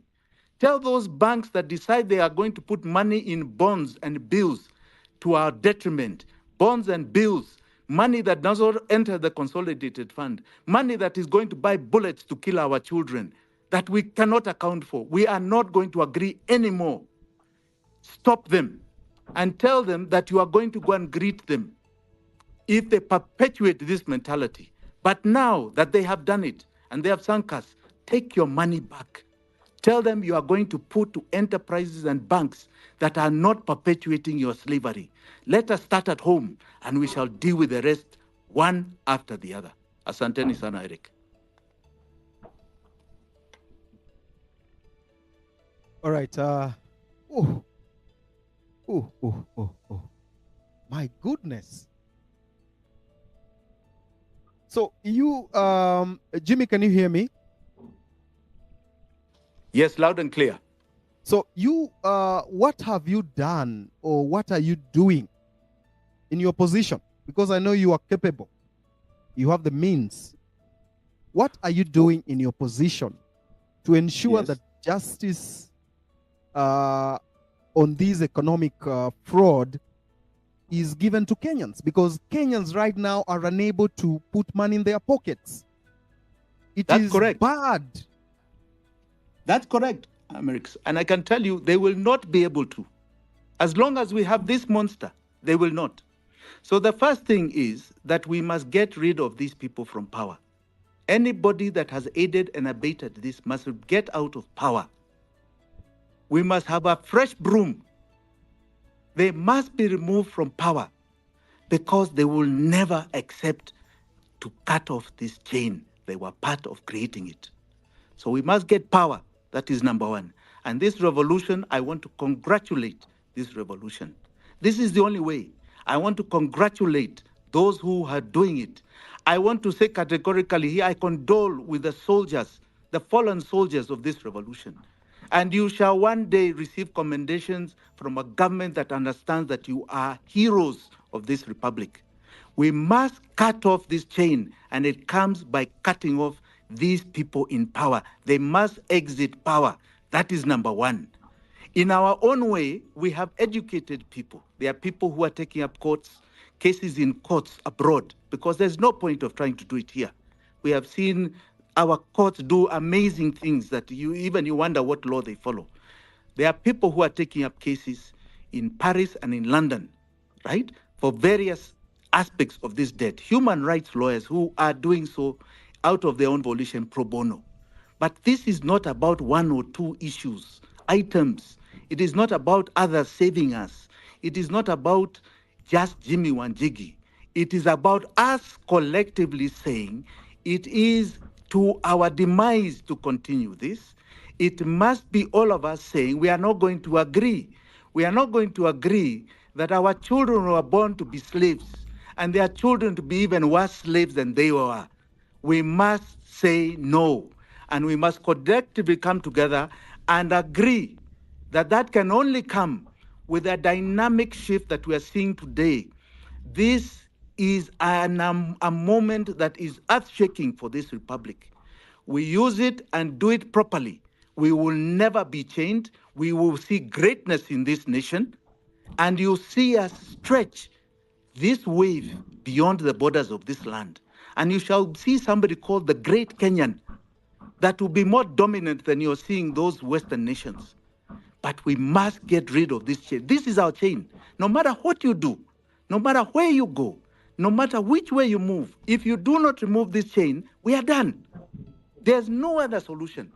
You can talk about all other things you want to talk, but I can tell you, if you do not remove this chain, we are moving nowhere. And anybody telling you they can perform will not perform if they're not talking about removing this chain. All there is balderdash, it is lies. You have to remove this chain. And we do not own it. We do not have it. It is actually illegal. So we are educating, Amerix. We are educating. We've taken 2 years. We spent money doing this forensic audit. We are educating. We are talking. We keep speaking. When I first started speaking, I remember people saying, but who understands all these figures, all these terminologies? Kenyans are not about the economy. They want to hear us. I said, one day, Kenya will be about issue orientation. Issues are going to drive their politics, not tribalism. Issues, their lives, their collective lives as a great Kenyans is going to drive them. So I will keep educating. I will keep informing, and you can write me off all you want, but I'll keep speaking. One day, somebody will hear, because this pain will not stop. It can only grow. I've given you the figures this financial year, the next financial year, the year after that, and increases even more thereafter. This pain will continue because there's also something else it has set in. There are two twin evils, just to digress a bit in economics. It's called recession and inflation. So at the beginning of the year, everybody was complaining about the high cost of living. Things are very expensive. Then William Ruto says, now prices are down. It is so simple in economic terms. When you have inflation, you just tap liquidity. You tap the market, you remove money from the market. So you raise interest rates, your banks are told to bring in more money to central bank. So you remove liquidity. But when you remove liquidity, now everybody says they have no money in their pocket. Things are very bad. Goods are there, they're still high, they have no money in their pocket because you create recession. And you fast-paced recession. Recession was always there. In other words, the growth of a nation. You stop it, you stunt it, you start going down. And the only way to solve that problem when you have those two twin devils is to reduce taxation. So you give leeway. This government cannot reduce taxation because 80% of it is going towards an item called debt. And William Ruto is so afraid of debt default because it is even more painful. He's so afraid. He's so afraid of even calling it odious and cutting it off because that in our means an investigation efforts and to they all don't want to be deliver found. justice to They are the so quarry. afraid of all the options. So I can tell you, even if today you gave him peace to form his government or a new government or people want to join, I can assure you, you'll be back on the streets. This pain won't stop. They have no solution for your lives. They are wasting your time. In fact, I don't even know why he's still in office. The man should just stand up and say, mimi nimeshindwa, asanteni sana, let us call a general election. Other people can do this. They have great ideas than I do to solve this problem, or maybe more guts. This has happened to other people in the world. You get to a stage where you cannot solve the problems. I remember in England the other day, in the UK, you had a prime minister, you had 3 prime ministers in 1 year because they could not solve this problem that had been created out of the liquidity out of COVID in the UK. They literally printed money and they could solve it. Now here you have a situation where, if we are to be honest, and Ruto is to be honest with himself, he cannot solve this problem. No matter what he talks, he cannot solve it because he's too tied in it. Don't waste Kenya's time. There are always other people who can do this. Get out of the way. Exit honorably. Usher us through another general election where now Kenyans are listening to the issue. They're not being cheated by marupurupu and goodies to be given. There's no goodies here. We have a problem to solve because if we solve this problem, our greatness begins. And I say our greatness because it was just interrupted. We were on our way to our greatness, it was interrupted. Our greatness begins.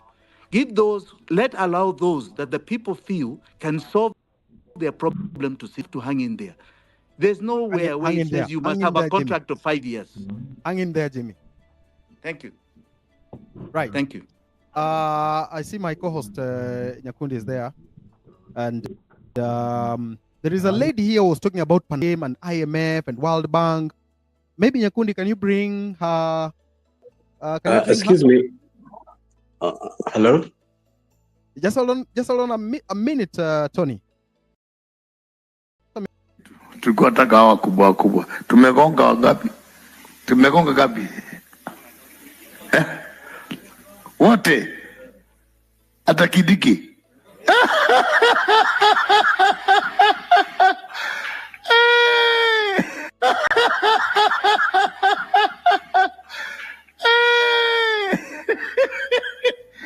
Leo rahisi nikekupanda kwa kiasi ngekunulia chai. Yes. Where's that lady? Kadhomi. Good evening, Eric and the team. Go on. Yeah, go on. Thank you so much for having me in this space. Just a bit about myself. I have experience in election observation And lately in 2022, I was a campaign manager. I worked with Azimio, worked with in the side of Mount Kenya with Jubilee Party, and I did a lot of work in these elections, and I have a lot to talk about elections in Kenya because it's something I'm into, and I'm also into governance and public administration as a career. So I know you wanted me to talk about elections. I just go through it like real quick about what exactly happens in our Kenyan election. And I would say the only election that was a people's election in Kenya was 2002, the Kibaki Tosha election. That is the only time that Kenyans were able to get what they voted for. We moved to 2007, where we had the post-election violence, the Kibaki and Raila election. A lot of that election had local manipulation, local players, what people would call, it was a local elite that would manipulate a people's will. That was not a fair election in the country. Even the Electoral Commission then, that was Kivoito then, he died saying that we do not know who won the election. I am saddened because there's no one who has come out to even write a book about the 2007-2008 election, where many Kenyans lost their lives. That was another election that has never been audited. And until today, we do not have a Kenyan election that has been audited. Most of the Kenyan elections are swept under the rugs, and we are made to believe elections have gone in a particular way. And that led to a coalition government after the post-election violence. And of course, the Ruto and Uhuru going to Hague. In 2013, we had the Uhuru and Ruto ticket. Another election that has never been audited. When I say this, we cannot authentically say that this particular individual won an election in Kenya, because there is no election in Kenya from 2007 where we've had servers opened. I will pull this quickly to 2022, the last election. But just to mention on 2013 election, where we had Akombe resigning, we had them Sando Day, we had a lot of things that happened in that election. But Kenyans, we just want to move on quickly and settle down. But all in these elections, it's not a people's election. In 2013, coming down, our elections have been manipulated externally in a big way. Manipulated, it's a long process. It starts from the funding of IEBC. It starts from monitoring the country a couple of years before the election. Programs, they call them civic education, foreign funded, but these are small ways of programming Kenyan elections. And we pull it all the way to 2022, and people have been asking me, Mary, how do you know this? I have been in this field as an observer, and I've been studying a lot and following the money. Most of the money that comes to IEBC from the development partners, UNDP, it's money that is meant to sway the directions of these Kenyan elections. And even to be brief and to go to exactly in the 2022 elections, you saw the Azimio team went to Chatham House, but what the media tells us is, of course, the European Union, the Western world is taking care of their interests. But that's not what happens. That's where they're doing an interview of who is going to be the president of what country. And now speaking about Kenya. And they qualify these people on how easily they can manipulate them and buy them in their history. And unfortunately, the Azimio team has not been very lucky in being the anointed people. So these are that team is easily manipulated, which can carry an agenda. The Western agenda in Kenya was anointed for this election. So elections in Kenya start from the very end. They know who they want. They start working backwards. And the media plays a big role in this. Propaganda plays a big role in this because narratives are set and then we work backwards to the people. One of the elections, 2022 elections, and I don't know if one day we will ever be able to audit a Kenyan election, because what we get as leadership in this country is not what Kenyans elected. And I will shock you by telling you, high-level campaign secretariats where the government is headed to. You must have had, like I come from Mount Kenya. In Mount Kenya, we used Jubilee Party. And members of parliament that are vying, utasikia wakisema serikali inaenda pande gani. It's not everyone who has this information. And for you get the ticket of the side where the government is going. Usually it is not who is popular, it is who has been anointed to be the leader. That's why everyone was scampering for a UDA ticket. All the Jubilee people, they just jumped to this other side and got tickets, actually bought tickets. They just buy these tickets to secure getting another term in parliament. And what I would say, if you study the Cherera for what they were talking about, the results of 2022, but because the country is highly charged, people don't listen to the details. But for example, Kiambu County had an excess of 500,000 votes on one candidate. But people say, you know, these things are very small, they're not going to sway an entire election. Let's not look at them. But those things could sway a whole election. No one has ever looked keenly or talked about Smartmatic and how Kenyan data is diverted and changed, or a logarithm is set to change or sway the data. That is what happens on Kenyan election. This is not local, being done locally. It is an international manipulation of a Kenyan election. Someone needs to write a document about how we've lost our sovereignty. That's why when our president was sworn into office, he has done everything that's a foreign policy. It's not a Kenyan policy. In the Kibaki administration, we had public participation about GMO.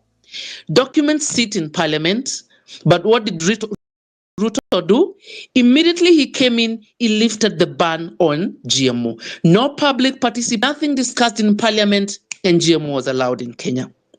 Every single loan that is coming to Kenya right now through IMF and World Bank has a social economic agenda attached to it.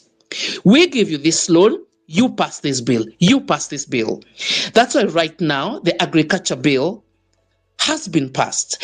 That's why right now it's a criminal activity to carry out agricultural activities unless you have a diploma in agriculture. Otherwise, you face a jail term or a bail. If anyone is willing, lawyers listening to this, please audit every single bill that has been passed in the Kenyan parliament. It's a foreign agenda. It's not a Kenyan agenda. Social economic structures, like on the 24th of July, there's a case, there are Kenyan agriculturists who have come together who are suing because it's now criminal to share seeds in Kenya. These are legislations that have gone through the parliament. That's why I would say this is the worst government I've ever seen as a Kenyan, because no one cares about the bills they have passed in that parliament. Why is our president jumping as high as the foreign masters want him to jump? Because they played a big role in his presidency. He has no stance to fight for the Kenyan people. That's why he was the best candidate for them. And if anyone feels like my sentiments are not true, tell me one single thing he has done that is good for the Kenyan people. Even this finance bill is all a social economic structure attached to IMF funding. When you study all these things that have happened in this country, you realize the foreign hand in the Kenyan democracy, it is so huge. And I will shock you when I tell you, even on the opposition side, high level, they always know where the presidency is going. I will shock you to tell you, even Raila knew, let me do this thing to maintain my backyard, to maintain the control of half of the country. He has a big following. To control Azimio, to have a big number members of parliament in parliament. But he knew he's not going to ascend to presidency because he sort of lost the willingness to keep fighting, because it's a big monster to fight. When the election is done, he'll quickly be meeting the ambassadors. He'll quickly be meeting the EU commissioners, because the players that have to manipulate both sides. That's why even now, his AU seat is really attached to these foreign bodies. They just want to balance an equilibrium in Kenya, because we are the products in the market. We are the slaves. They're squeezing every little life out of us as they manipulate a sitting government position. And as we sit here, discussions are underway of building a government of sort of national unity. I don't know if they're going to call it coalition. And they think that's the cry of Kenyans right now. They just want a working situation to continue pushing their social economic agendas, which are not Kenyan, which are not for the good of any Kenyan. And you will see they are going to have cabinet positions next week, and you will see what these people are doing. They are working together. If they were not working together, none of these players is coming out clearly and listening to what Kenyans are saying. Because what Kenyans are saying, this government is not fighting for us. Even on the smallest level, this government is not fighting for Kenyans. For the people that can study and do this, if you study the Venezuelan hand in the Kenyan government, it was huge. The foreigners played a big role in diverting the will of the people. And I will tell you again and again, what you see today is not what Kenyans voted. Thank you, Eric, for your time. Oh, what do you mean? My Lord, I wonder.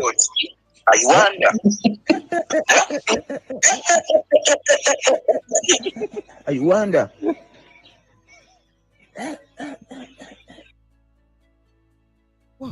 What I'm going to teach you in. So, Cyprian, go on. I can't take this.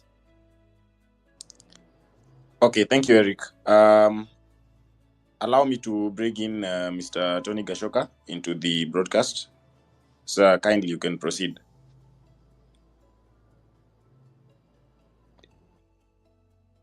Hello, can you hear me?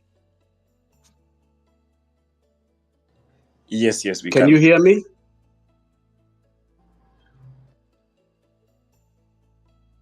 This is an important subject because it's dealing with economic pain. Economic pain is actually the whole purpose of any government. And unfortunately for ourselves right now, the government is not being held to account. When the framers of the 2010 Constitution put it together, under Article 4, which declared Kenya to be a republic, there was the provision that Kenya is a sovereign republic under Part 1, but under Part 2, the Republic of Kenya shall be a multi-party democratic state founded on national values and the principles of government that follow Article 10. The reason that I'm bringing this up is because the only way in which a democratic republic can function is when the government of the day is held to account by the people of the country. Hello? Am I being heard? Yes. Go on. We can hear you. And I want to bring this alarm because Jimi Wanjigi was speaking competently about what the executives have been doing wrong. And he was talking about the need for us, the people, to hold that government to account. But the only reason that we are being asked to hold the government to account is because of the failure, complete failure of the opposition. And therefore, we cannot have any discussion about progress in Kenya with only Ruto must go. There must include the removal of this parliament and this Senate. Because the President Ruto, when he came into office, his first act was to buy political parties. All of you saw how quickly he moved to do that. And where he could not buy the parties, he bought individual members of parliament. Under our constitution, which is modeled under the Westminster model, the opposition is meant to be an official opposition with equal power to a government so that they can oppose the government of the day in order that the people can get a better government. And the public finances in the consolidated fund are meant to fund that opposition equally as they fund a cabinet and as they fund the presidency. So that at any point, the country is having a mirror. Our country is having a dual view, dual highway as to what is happening in the country. And since we allowed Ruto to raid the opposition benches and to actually assume the majority leader in parliament, when actually Azimio won the majority of members in parliament, then nobody is holding Ruto to account. Traditionally, the watchdogs in parliament, the Parliamentary Accounts Committee, the Public Investment Committee are chaired by the opposition. And the constitution under the Westminster model envisaged that a government cannot police itself. It must be policed by the opposition. And the Attorney General and the Auditor General and all the heads of any corporation or ministry were required to go to either committee for scrutiny, the same way they would have to go if the president was to summon them. And these are the reports, for example, that came during the Goldenberg scandal, during the Moi time, during the Kibaki time, the agro-leasing scandal, and so forth. But now what you have is the executive in full control of parliament, in full control of the executive, and therefore there is no accountability. And the citizens, as Jimmy is saying, we need to educate people, but the level at which we are educating the people means they don't have the access to government records. And unless Jimmy had put the kind of money he did to get the forensic audit, it was not possible. Yet the constitution provides that we, the people, fund the opposition, and they have access to government records, have got access to everything so that they can give us this information. So as a people, we should never have reached this position if parliament and if the opposition was doing its work. Why do I raise this issue? I raise this issue because the Jay-Z revolution of 2024 is very different from the revolutions we had run before against Moi and against the second liberation, let's say. And the reason it is different, they started with the no finance bill by occupying parliament and naming the MPs, tukaende tukasalimie hawa ma MPs. Then what happened is there was equal fear on government MPs as there was on opposition MPs. And it was the panic of those members of parliament because of this revolution strategy that jilted Ruto to say he will not sign the finance bill. It's because MPs went to him and told him we are finished. If we do this, we are gone, and these people will throw us out.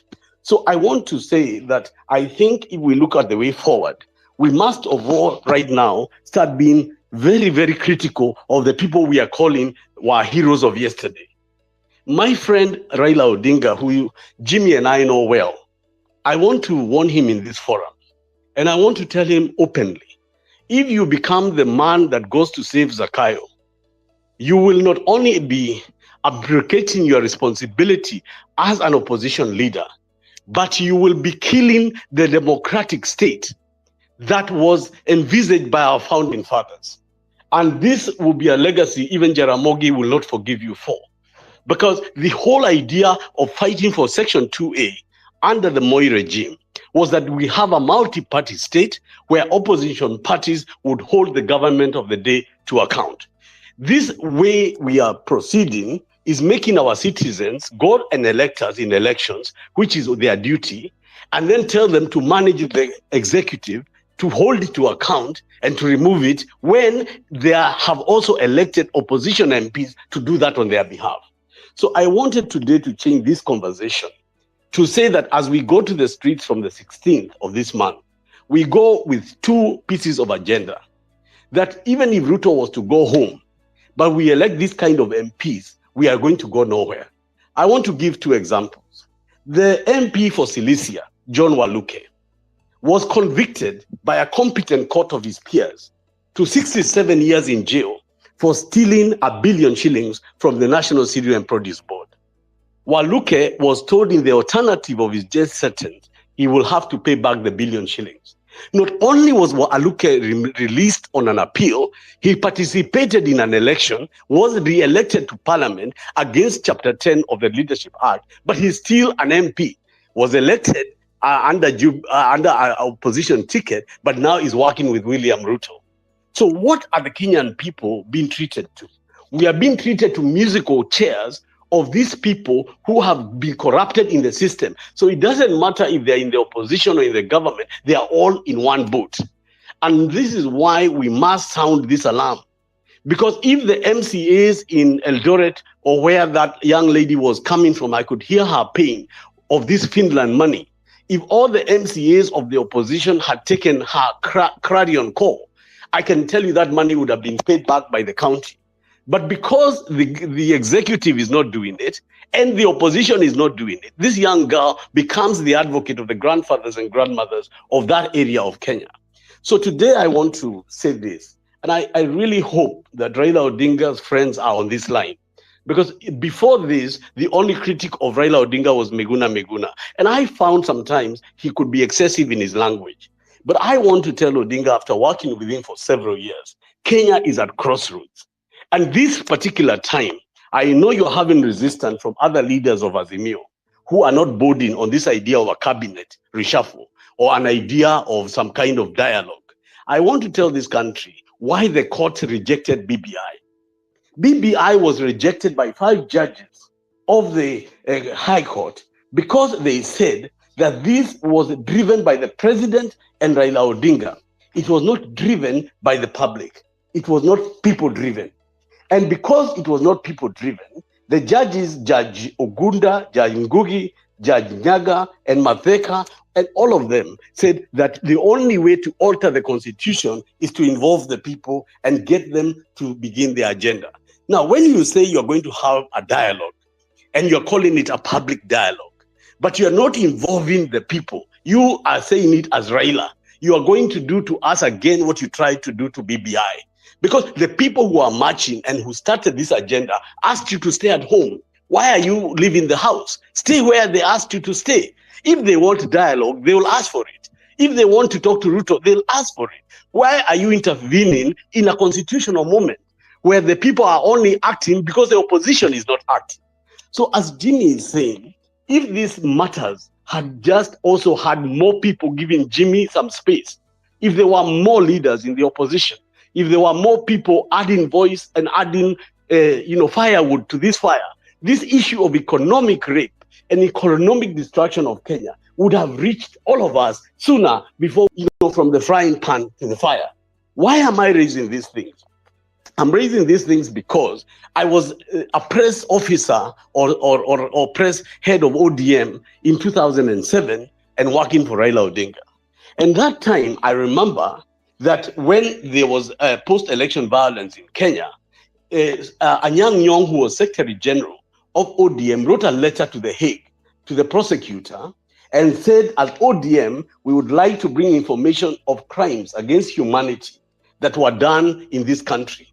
And they named William Ruto as one of the offenders, according to the violations that could amount to human rights.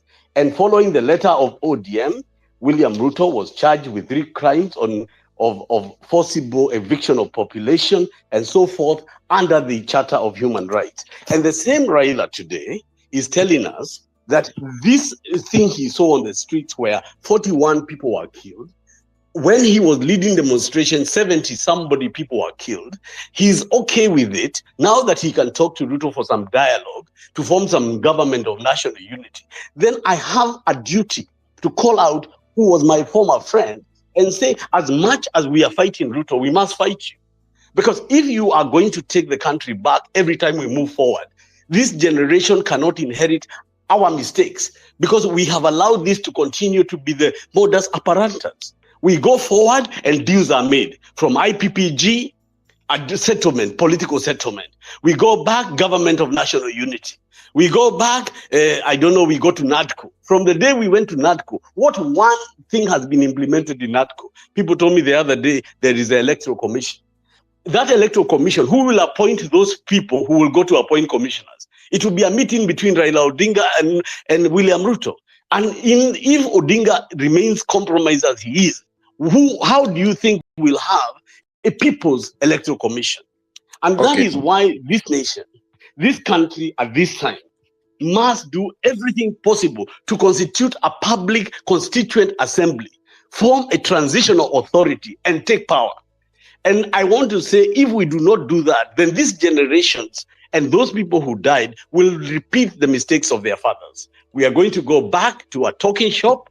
We are going to go back to political settlements. Raila will be the chairman of the African Union. His daughter will be the head of somewhere in Yala, and Kalon, and whoever else will be where. I just want you and this country to understand the dangers we are in. The dangers that we have are not tied to the executive. They are tied to abuse of the 2010 Constitution. As I finalize, I wanted to say that under the 2010 Constitution, Chapter 4 gave the Bill of Rights. And that Bill of Rights, read together with Chapter 1, where the sovereignty is with the people, was put in Bomas of Kenya by very senior people like Yash Guy for a reason. Because they foresaw a situation where the government and the opposition betray the people. So in the 2010 Constitution, and Kenya has one of the most advanced constitutions in the world, they put the Bill of Rights, where the sovereignty ran with the people. And to change that constitution, the executive could not manipulate the opposition to change it. And why the BBI was defeated by the High Court is they said if the executive conspires with the opposition to change the constitution, then the public will be have no defense. And this is a preserve only for the people of Kenya. And therefore, I would like to encourage. I want to thank Eric for this opportunity. I didn't want to get deep into the economics because I thought speakers before me have got very clear issues on the public debt and where it is and the problems that we have. And of course, that it's really impossible to solve this problem without either a default or a forgiveness of debt. It is just not possible. So my parting comment is that, ambition without knowledge is like a ship on land. And we may be happy saying Ruto must go, that if we don't change, not just the people who are in parliament, but the way we vote to a tribeless, active, informed election throughout the country, if we do not reduce the cost of leaders, we have 47 counties when we could have 7. We have a woman leader or woman representative who does nothing. She has no duty in the constituency. She has no duty in the county, paid by the public. We've got so many parliamentarians, I don't know how many hundreds, when we could have just 100. We have a bloated system because we said, if we decentralize resources, governors will be okay. Now we have got 47 centers of corruption. Nairobi County should be a ministry in the government of Kenya because of its enormity. And because it is late in the day, and I know many of these people will have things to say, I just wanted to contribute into this conversation that maybe we should have a bird's eye view, a deeper assessment on protecting the democratic state. And it cannot be protected by the executive alone. It must be protected outside the executive as well. Thank you very much. Thank you very much. Gen Z, I'm waiting for my young siblings to come. Where is Kiduze? Kiduze. Is he there? Kiduze? Chwani. Hello? Chwani? Yes. Oh, I am mute. Go on. Please go on. 20.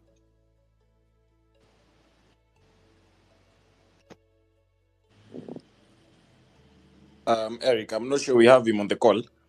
Yeah, he's there. He's there. I'm waiting for him. I've seen him here.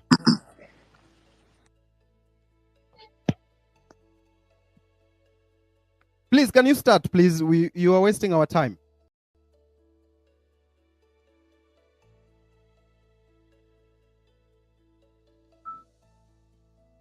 Can you go on?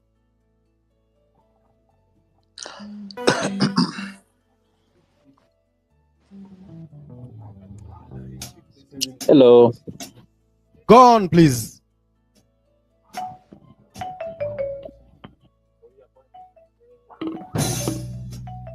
Yeah, that one is wasting our time. Polo Kimani, go on. Thank you very much, Master Amerix, for giving me this chance to talk just a little bit. I'm not going to talk much, but whatever I'm going to say, you really need to be keen on what I'm going to say. So here's the thing. As I've received the information that as from today, there was a meeting. There has been a meeting, and what the meeting was about is basically Raila Odinga trying to come again and pretend that he is one of us. He's trying to come and kingpin himself as people love Raila. We used to love him, but now his plan is to come. He pretends ajifanya kona sisi, but then when we now embrace him, he now goes and sells us to the Sugoi merchant once again. What I'm just trying to say is, do not accept that. We must remain leaderless. We must remain focused on our goal. And if in any case anything happens, we must not, our leaders water to attack. And also another thing, I can't even believe I'm saying this, but at some point I feel like Sugoi's recklessness and Tamayake, it has really opened our eyes to discover more things. Things like mining. I've been working on that area for a very jana juzi na juzi ingine. I've been working on that, and I came to realize there's a lot of shit happening in Kenya that most people are not even aware of. Hata zile jet mnaona huyu jamaa ati alienda huko anasema alitumwa na mabesti zake. Kumbe huyu jamaa alienda kutuza huko bana.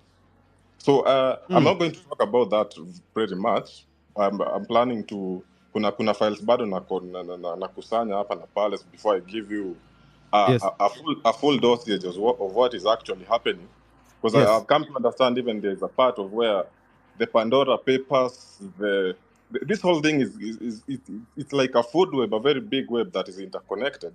Easy conservancies is our nini, a lot of dark things that are happening at the expense of Kenyans are really happening. New Maya tent. Okay. So we must our goal at Mashuke. Okay. I'm not going to talk much. Maybe there are other people who want to say something more important, but my goal was if Raila is trying to integrate our movement, we must not allow him. Okay. He's a sellout. All right. Yeah, that's all. Thank you very much. There was Mercy here who talked a lot about fertilizer and I've heard Tony talk about the members of parliament, how they've wasted us. I'm not giving a chance to politicians to speak, but there is this politician who voted no. I think is the only one from Bungoma County. You should tell us why he voted no and why his other colleagues voted yes. You should tell us. Jack Wanami, Bumula. How are you, sir? Mzuri sana bwana. Yes. Mzuri, go on. We give you 4 minutes. Thank you for inviting me in this space. I'm Wanami Wamboka, Member of Parliament, Bumula constituency. Voted on DAP ticket Azimio, and of course I voted no for the finance bill for reasons that are clear. That one, William Ruto is taking this country in a different direction. I was a sponsor of the Linturi Oster motion because I believed, and I still believe, Mithika Linturi needs to be in jail. Now, listen, Kenyans, you have a minister, first, who brings in contaminated sugar, which has gone to affect Kenyans. And by the way, you may not realize today, a lot of Kenyans are going to suffer from cancer cases because of the contaminated sugar that got its way to the market of Kenya because we had a fraudulent minister called Mithika Linturi. And Kenyans move on as if nothing happened. Then this guy brings in fertilizer that is contaminated. He moves and because of his issues, he goes and gives a company called MEMS Distribution Company, of course, belonging to his former brother-in-law, which has never been involved in distribution, manufacturing, or fertilizer in any way. So that MEMS proceeds now to look for real manufacturers and distributors of fertilizer in the name of chaos. These guys ordinarily just fraudulently give Kenyans bad fertilizer.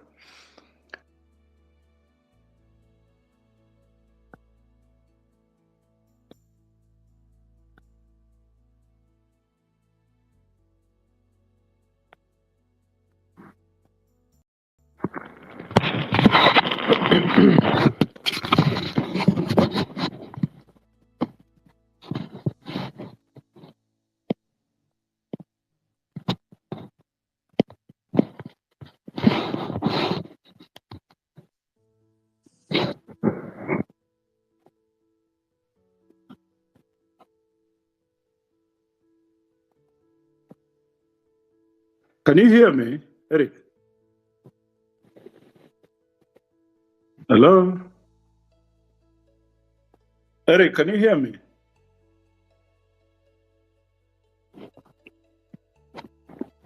Yes. Okay.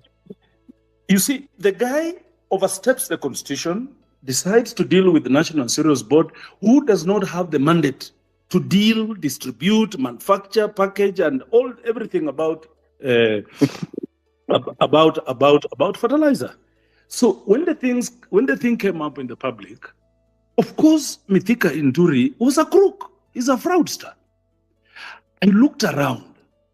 I'm also the chairman of Public Investments Committee, Education and Governance.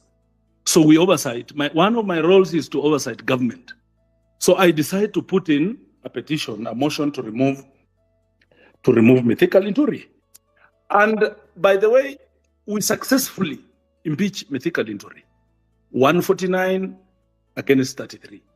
There are those members who were not in parliament that day, who wanted to vote virtually, and the list could have been even longer.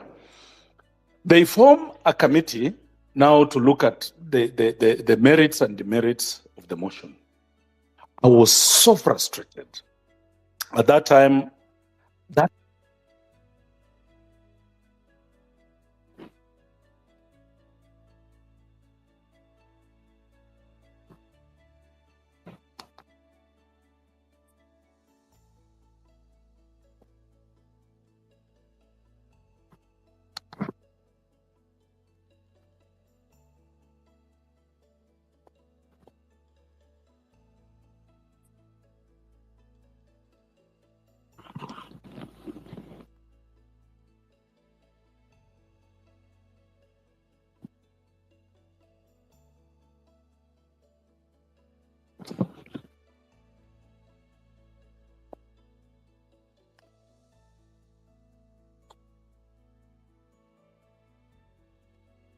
All right. I think we completely lost him. And let me welcome Stay Hidden. And then Stay Hidden, then Mahanu. I want more of these Gen Zs. Where are they? These 24, 23, 22-year-olds. I want you here. I want you to speak. This is your generation. This is your movement. Stay hidden. Stay hidden.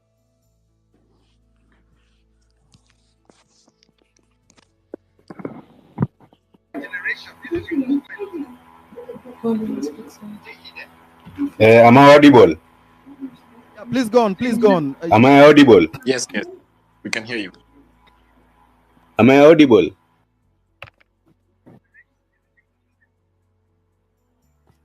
Oh, okay.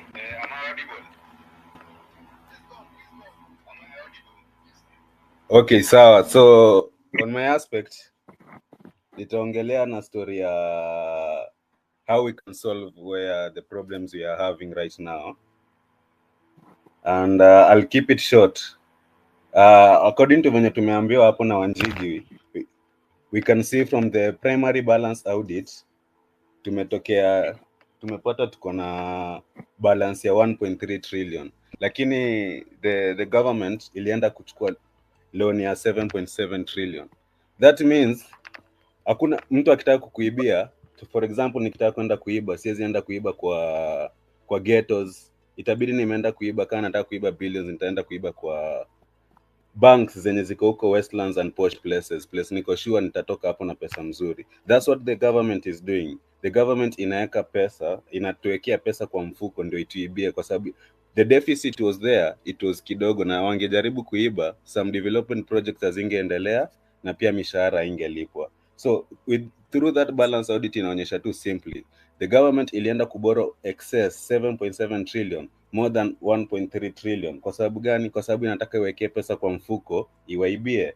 And through those Kenya Wanjigi ameelezea, ukiangalia through just the first year in 2014, the government had already initiated plans so that in those plans walikuwa washa claim an odious debt of 0.7 trillion. Na hiyo unaangalia ni the Eurobond of 2014 peke yake. Ukiangalia Eurobond of 2014 peke yake na the SGR deal, ukichanganya hizo zote mbili, zote zina end up to almost 0.7 trillion. And how can we curb these loopholes? If you want to get more details about how the Eurobond, niko na thread na nimeweka hapo kwa charts, utaangalia there is a thread about public debt scrutiny yenye inaongelea kuhusu Eurobond, na kuna thread nyingine ambayo inaongelea SGR. You can see from those threads there. So on another thing that we'll need to curb loopholes pia ni corruption. Corruption through... Okay. Am I audible? Yeah, you are audible, but you need to go straight to the so point. in corruption, pia there's threads about corruption, especially on budgeted corruption. In this sense, Wanjigi ashatuelezea more about public debt wherever we are, penye tuko. I'll give an example of budgeted corruption yenye may happen. I have another thread on budgeted corruption about national government. But let's see this an example of roads project. For example, in 2013 to 2017, the Jubilee government increased roads by 5,800 kilometers during that period. Now, during that period, it spent 614 billion on roads. That was 60% more than the Kibaki government yenye ilikuwa imetumia 376 billion. Ukikuja, the average cost per kilometer the Jubilee government used was 96 per kilometer. But ukiangalia what the other government used, previous government used was 51 million per kilometer. That's a very big margin and increase. Na kwa nini hiyo margin inaonekana kuincrease hapo? Ukikuja 5 years later, utapata 9 roads zenye zilijengwa zilikuwa zinatumia 300 million per kilometer. And these roads accounted for 20% of the portfolio of the roads that were built during that period. Na only 3% by volume. Notable roads zenye zilijengwa na hiyo amount ni hiyo Jamasara to Kisumu Airport na Mombasa Southeastern Bypass. Especially the Mombasa Southeastern Bypass was built by 1,155 per kilometer. Na the previous government ilikuwa imebuild na per kilometer utapata hapo ni 30 million per something of that sort. So the government inaweka projects at a higher cost so that so long as hii kitu inaenda itapitishwa kwa appropriations bill, hakuna kitu tunaweza fanya government not to steal. So in my own view, what I think is, but you can go, niko na thread about budgeted corruption on roads. you can check on those details. Iko na more details na ni iko kwa charts, na kuna another thread on budgeted corruption on electricity. Iko na more details on how the government make sure inatumia loophole. Should I say a loophole ama ina abuse whatever? So long as washa budget kwa appropriations bill, whatever they'll steal from there ni wao. So what are the solutions that we can stop such things? In my case, as conversing with other Gen Z, we realize that we can't trust the government right now. At the same sense, we can't even trust the judicial system. Government bado inalipa the judicial system. So regardless of the president ama the regime in place, watakuwa wanalipa judicial system. Na ukiangalia hata EACC, we can't even trust EACC. Nilikuwa naangalia a certain meme ilikuwa inatembea ati after 2000 cases, only 20 cases, less than 20 cases ndio zimekuwa prosecuted na zika go through. Na that's a very that's a massive failure rate. So as Gen Z, we can never trust this judicial, we can never trust EACC, na pia tuwezi trust the wabunge. For example, during this current financial year, the parliament approved only 313 to come from external loans. But ukiangalia kwa budget yenye wamepitisha kwa appropriations bill pale, wanasema aje, wanataka external loans ikuwe almost 850 somewhere there. Maximum imeongezeka ya almost 500. Hiyo yote imeombwa unconstitutional. Na the same thing it happened. Ukiangalia from 2013 to 2022, Uhuru did, 2013 to 2022, yeah. Uhuru did the same thing. Amekuwa approved 4 trillion and end up borrow 7.7 trillion. These are loopholes they'll continue to use. And if set up policies that are inscribed in the constitution, hawataacha regardless of the president or the regime in place or the members of parliament in place. So in my own view, I think we can have a Bitcoin, a blockchain system. A blockchain system, let me break it down simply so that people can understand how can a blockchain system help us. For example, let's assume umekuja kununua nyumba, let's say umekuja town, no, ama you are in Thika Road and you're looking for a house, na umepata Roysambu, I'm there. Umenipata mimi ndio nauza nyumba. I give you a folder. In that folder, wiki open page 1, unaona 2001, this house was built. Ukifungua next folder, unaona 2002, kulikuwa na renovation ya mabati and what not. 2003, but ukiangalia nyumba, unaona hii nyumba ilijengwa na ile bricks ama mawe zile zilikuwa zinatumika na wazungu, the British by that then. Hauwezi trust my folder. So blockchain simply is what can I say? Is simply a diary in this sense. Kama nauza hii nyumba, so nyumba zote zenye ziko hapa tunaweka na diary, na sio mimi peke yake. It's a distributed ledger in that mimi naishi kwa hii kijiji, tuko na hii diary. I make kwa hii nyumba na keep kwa hii diary. So mtu mwenye anakuja kununua hii nyumba akiangalia diary yangu, anaenda kuconfirm with another diaries from other people. That's what ajira ya vijana kwa mambo ya manufacturing na mambo ya value addition na mambo ya industrialization. Kuna watu hawataki tupange vijana wafanye kazi, wanataka kupanga vijana wafanye fujo. That means my diary to tell them we are a democratic nation and the young people of Kenya, they are not available to conduct violence. They are not available to have anarchy in our country. We do not have a spare nation. We have only one Kenya. Tuko na nchi nyingine tunaweza kwenda sisi. Mnasema tukae Kenya. Amefukuza the vijana wa Kenya, mnasema tutaweka amani. We don't trust vijana wa Kenya mnasema tutaweka amani. Hebu nisikie tena, mnasema we want peace. Cabinet secretary. Kuresoi mnasemaje? Tuko sure maybe Kuresoi mnasemaje? On political loyalty. Na Nakuru. But for example, through blockchain voting, tunaweza amua ikue na certain threshold ya watu fulani kwa kila county ama kila constituency. Na saa hiyo mimi napanga hii maneno ya Kenya, mimi nimesema sisi wananchi, I am ready, I am willing, I am available to consult with as many leaders who are willing to consult with us so that we can form a government that is going to bring Kenya together so that we can face the challenges of our nation together. so that we can sort out the challenges that face us, the government wants the challenges of unemployment, the challenges of public expenditure, the challenges of public debt, the challenges that face our nation, including the challenge of corruption. I am ready, I am willing, I am prepared to consult and work with leaders who are willing to consult and work with us. Sisi tuko tayari kabisa, lakini kama mtu hataki, hatuwezi kumlazimisha, kwa sababu Kenya ni nchi ya demokrasia. Tuko pamoja jameni. Mnasema tuunganishe Kenya? Mnasema tuunganishe Kenya? Hebu nielewa na anasema tuunganishe Kenya. Kama wananchi hawaapprove hiyo deni hatapewa. Another thing yenye tunafaa tuvotie on through. Mimi nimesema asante sana. Loan usage. Hiyo loan itumike wapi? Niko na deputy wangu anaitwa Rikiji. Thank you very much. Let us go to the next. Did you finish, Jack? Did you get your internet? Did Jack get his internet? Sana.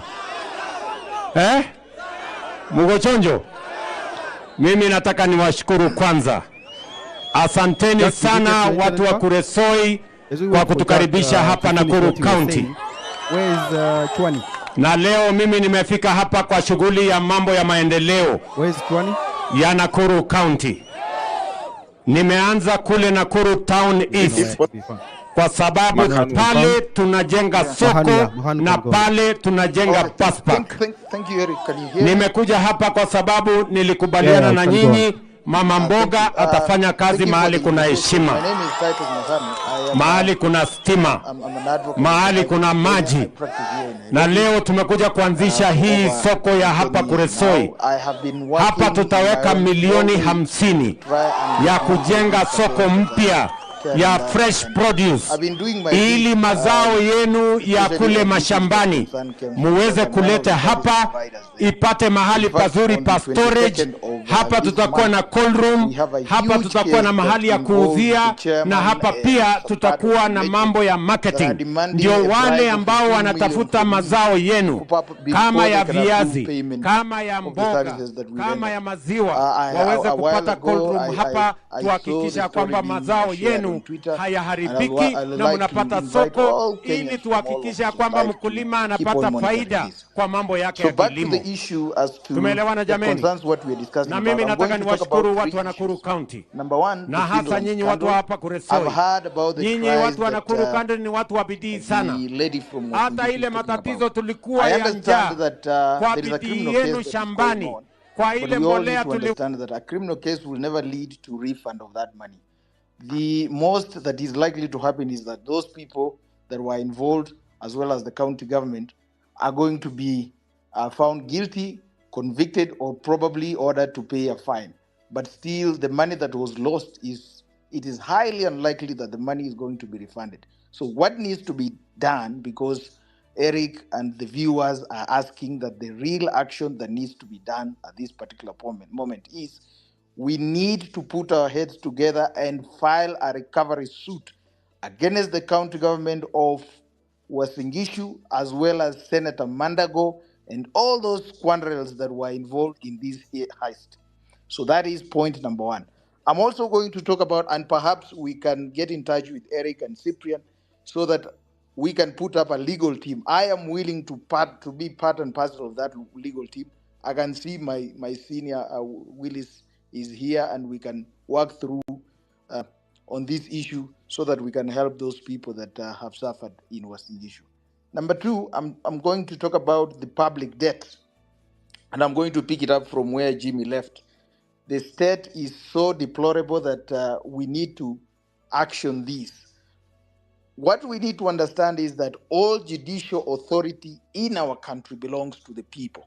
And the same way the Gen Zs have come up and they have forced the withdrawal of finance bill, the people in this country can also demand that the judiciary must exercise the judicial authority in a manner that is in line with the Constitution. I believe that systems are always designed to deliver results. So when you see a system like the judiciary failing to deliver results, that means someone is tampering with the system to make it work that way for their own selfish gains. So we need to start demanding that the judiciary must rise up to the occasion and conclude these cases. In order to assess this issue of the public debt, I suggest that we need also to put up our heads together and perhaps file a composite suit, because the Constitution allows us to seek declaratory orders, to seek stay orders, to such an extent that we put to halt the payment of this debt to allow for a forensic audit, so that we can really understand how did we get ourselves to this point. Okay. How did So this just on, you said it is possible to put a suit as Yes. as citizens. We can Yes. fundraise and fundraise and put a suit. Absolutely, Eric. Under the Constitution, Article 23, Yes. Kenyans can put up a petition and file it in the High Court and seek declaratory orders of any nature. Declaratory orders in the nature that this public debt has become a public problem and we need a forensic order, a forensic audit. Stay orders can be granted.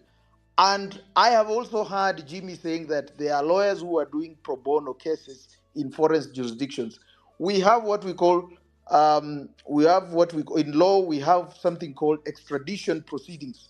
We can get orders in our courts and register in those declaratory orders in the that nature concerns that these fellows who have put up this debt against us for purposes of also getting stay orders from forensic audit. So this legal process is a very strong weapon that we can use at this particular moment. And I can tell you, we can get stay orders at this point. Remember, the issue of the public debt arises from the law of contract. And under the law of contract, we have several doctrines that can assist us in the circumstances. We have the doctrine of privity of contract, which provides clearly that if you are not part and parcel of a contract or a liability that is arising from a contract, then you are not liable to pay for it. In a country setup, before a government can borrow money, they need to get authority and consent from the citizens. Now, citizens give the authority to governments to borrow money through parliamentary approval. Just like in a situation of a company, before the directors and shareholders can act on behalf of a company, they must get authority from the company shareholders under seal. So similarly, even in a country, before a government can borrow, it must demonstrate that it got approval from the citizens. So we citizens can invoke the doctrine of privity to contract, and on that basis get stay orders to halt the payment of this public debt pending a forensic audit to ascertain exactly what happened. Of course, the other doctrine that will help us is the doctrine of ex tupi, whereby if an act arises from an illegality, there is no way, if you are part and parcel of that illegality, you may want to benefit from it. So IMF, the Paris group, the London group, the Chinese, and the Eurobond, how it's being manipulated, cannot purport to benefit from this illegality if for sure it has been demonstrated that the manner in which these debts came to be is not according to what is contemplated in our laws. And almost as I conclude, the doctrine of estoppel can also come in and assist us in prosecuting this case. So as we think about forward, we need, of course, as citizens, to start asking questions about disclosure of the contracts that led to these debts. And through this forum, which we have demonstrated that is a very powerful forum, we can get this information. So all the professionals, or everyone that is in this forum, needs to start doing their bit so that we can get this information. That probably, Eric, the next session we are having, let us also have a status update of the matters that we want to progress insofar as this debt is concerned. Let us try to come up with a number of professionals, lawyers, accountants, auditors, so that we start compiling materials for for purposes of getting these court orders. So that is what we need to Nzima kuchapa kazi jioni ikifika mtu. Thank you very much. Thank you very much. As I conclude on the issue of the status of the revolution, 2 minutes, 1 minute, yes. Eric. Yes. As we continue championing on this issue of our revolution, we need to identify short-term and long-term goals. Short-term goals, as the president gears up towards appointing a new cabinet, we need to continue demanding that so many heads need to roll. We need to revamp our state corporations. We need to ensure that these people who are currently serving as state corporation heads, the CEOs, the board members, and the chairman, these people need to go. We need to have an overhaul. We need to start afresh. And as new people are brought into office, the first thing is we need to make public service, we need to decommercialize public service. We need to put up demands to the extent that if you're coming to serve members of the public, you should be paid according to your job group, based on your credentials. If you are an MP, if you are a cabinet secretary, if you are a CEO of a state corporation, if you are a chairman, if you are a board member, you should be paid your remuneration based on your job group. And job groups are defined by your level of education. That is the only way we are going to decommercialize public service. And as we demand demand dissolution of parliament, when new MPs will come in, we should also demand that they should be paid according to their level of education.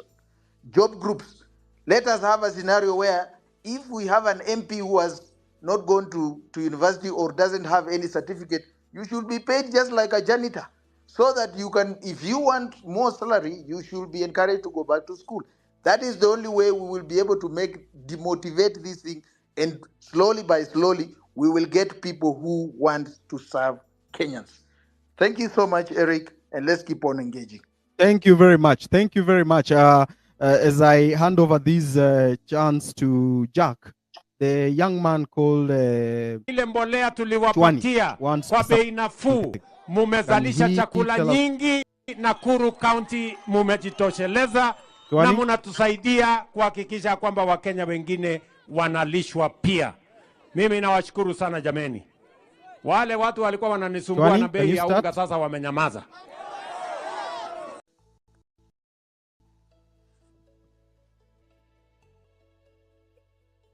Can you start, please? Tunapanga ajira ya hawa vijana kwa hii market. Tunapanga ajira ya hawa vijana kwa digital jobs. Tunapanga ajira ya hawa vijana kwa mambo ya export of labor. Tunapanga ajira ya hawa vijana kwa mambo ya manufacturing na mambo ya value addition na mambo ya industrialization. Kuna watu hawataki tupange vijana wafanye kazi, wanataka kupanga vijana wafanye fujo. We want to tell them we are a democratic nation. And the young people of Kenya, Jack, you are saying something are about not fertilizer available and the to conduct violence. They are not available to have anarchy in our country. We do not have a spare nation. We have only one. Jack?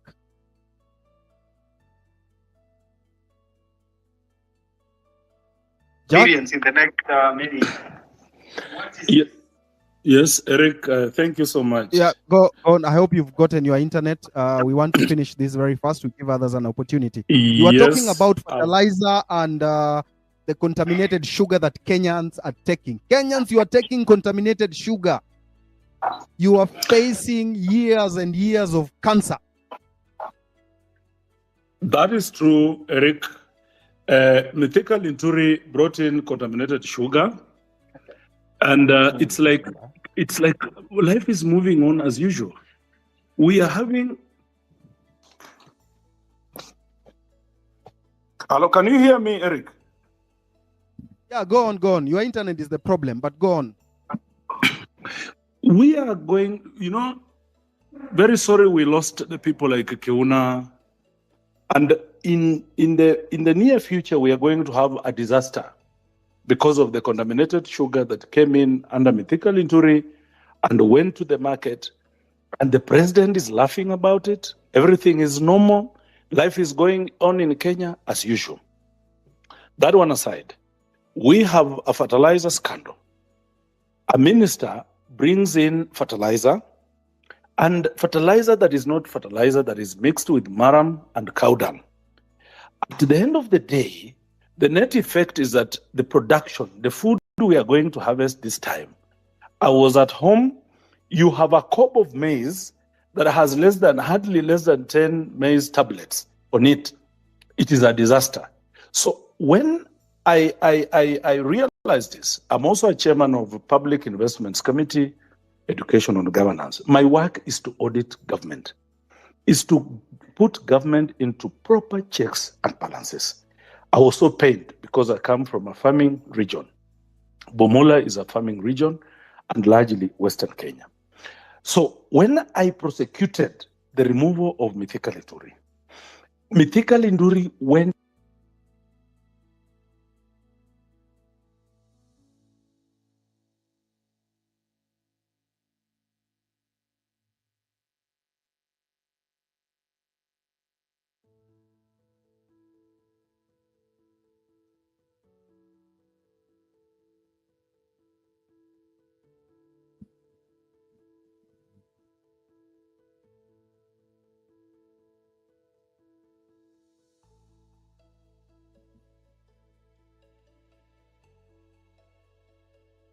Hello, Cyprian. Are you able to get him? I can't get him. Can you hear me? Eric. Your internet. Eric, can I have 2 minutes? Let him finish. As I finish, Eric, Mithika Linturi must be prosecuted for the crimes he's had against the Kenyan people. And the How Kenyans are you planning to do that, sir? There is a case in court already by Law Society of Kenya, Law Society of Kenya, where we are enjoined, and it's coming up that he blatantly went against the Constitution. Yes, we have a case. Kenyans have a case against him, and we must prosecute Mithika Linturi, and we must move it to the logical conclusion. As I support the Gen Z for what they have done up to now, I want to vehemently oppose an idea that is coming up of dialogue. An idea, you see, what the political wing has not achieved for so long because of mixed interests, this generation has done it in less than weeks. Yesterday, I was with Raila Amolo Odinga, my party leader in Azimio. I was and all the Azimio brigade, and I told them, don't interfere with these young people. Let them finish that which they started. We cannot dialogue with William Ruto when now we are getting bodies, young people whose only problem and mistake was to go on streets and voice what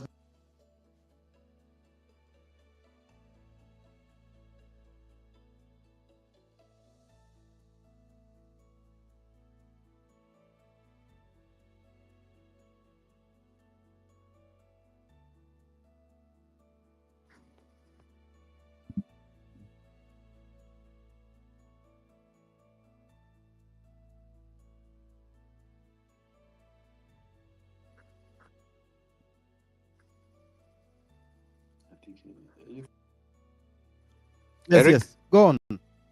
We still hear you. Can I speak now? Yeah. Okay. I want to be very quick. Now, just to tell you why I was saying people like William Ruto cannot solve this problem, I want to express the illegality that has done over the last 1 year in his first budget. The development budget in the appropriations bill said that they are going to borrow foreign and external loans of 313 billion shillings. 313. If you want to really see something, those are the only loans that have been approved. the real crazy thought is, and those have gone to development as per our laws. But then I heard they the even shots, listed what they are going and in the last all 1 of a sudden, year somebody hollers, get that down ended on the June ground, 30th, and everybody's going his down on the first ground budget, as low as they can he get. ended up borrowing one. Then the Secret Service comes running up through and says, everybody out, get out of here now. and they ushered us out of the area. Everybody stood together and everybody screamed out the Father's Yeah, Prayer, and everybody prayed together. That was amazing. That was something that was beautiful. That was really cool. Everyone together in the stands praying. Horrifying. I mean, the shot, I mean, and the stuff And was I coming off the repeat, side. they are in a conspiracy I don't know. of a It's just, Ponzi. And I it's again stunning. repeat, It's absolutely stunning. It's just going to drive Co-op people Bank, to even be more and for him. Equity Bank. I mean, especially when that picture comes out. I'm very upset. Who are not involved in this now. I can't say for And there are sure many who's behind others. this, but I'll Get tell you into what, those banks. and it's only deposits. going to cause These more banks division are in this part of our country slavery and they because must of be the cut people that off, support completely President cut Trump. off. And I want to say, in addition to this, that the only dialogue we should be talking about with William Samoei Ruto is a dialogue at the ballot box, no other. That is where we want to dialogue. Let me end with a famous. And so when those first few bullet noises happened, there were people all around me, incling myself, that thought that this was a firework or BB gun, that it wasn't an actual shooting event. He said, but as they kept coming, everyone kind of really quickly hit the floor, including the president, and it was a little bit of a dazed situation at that point.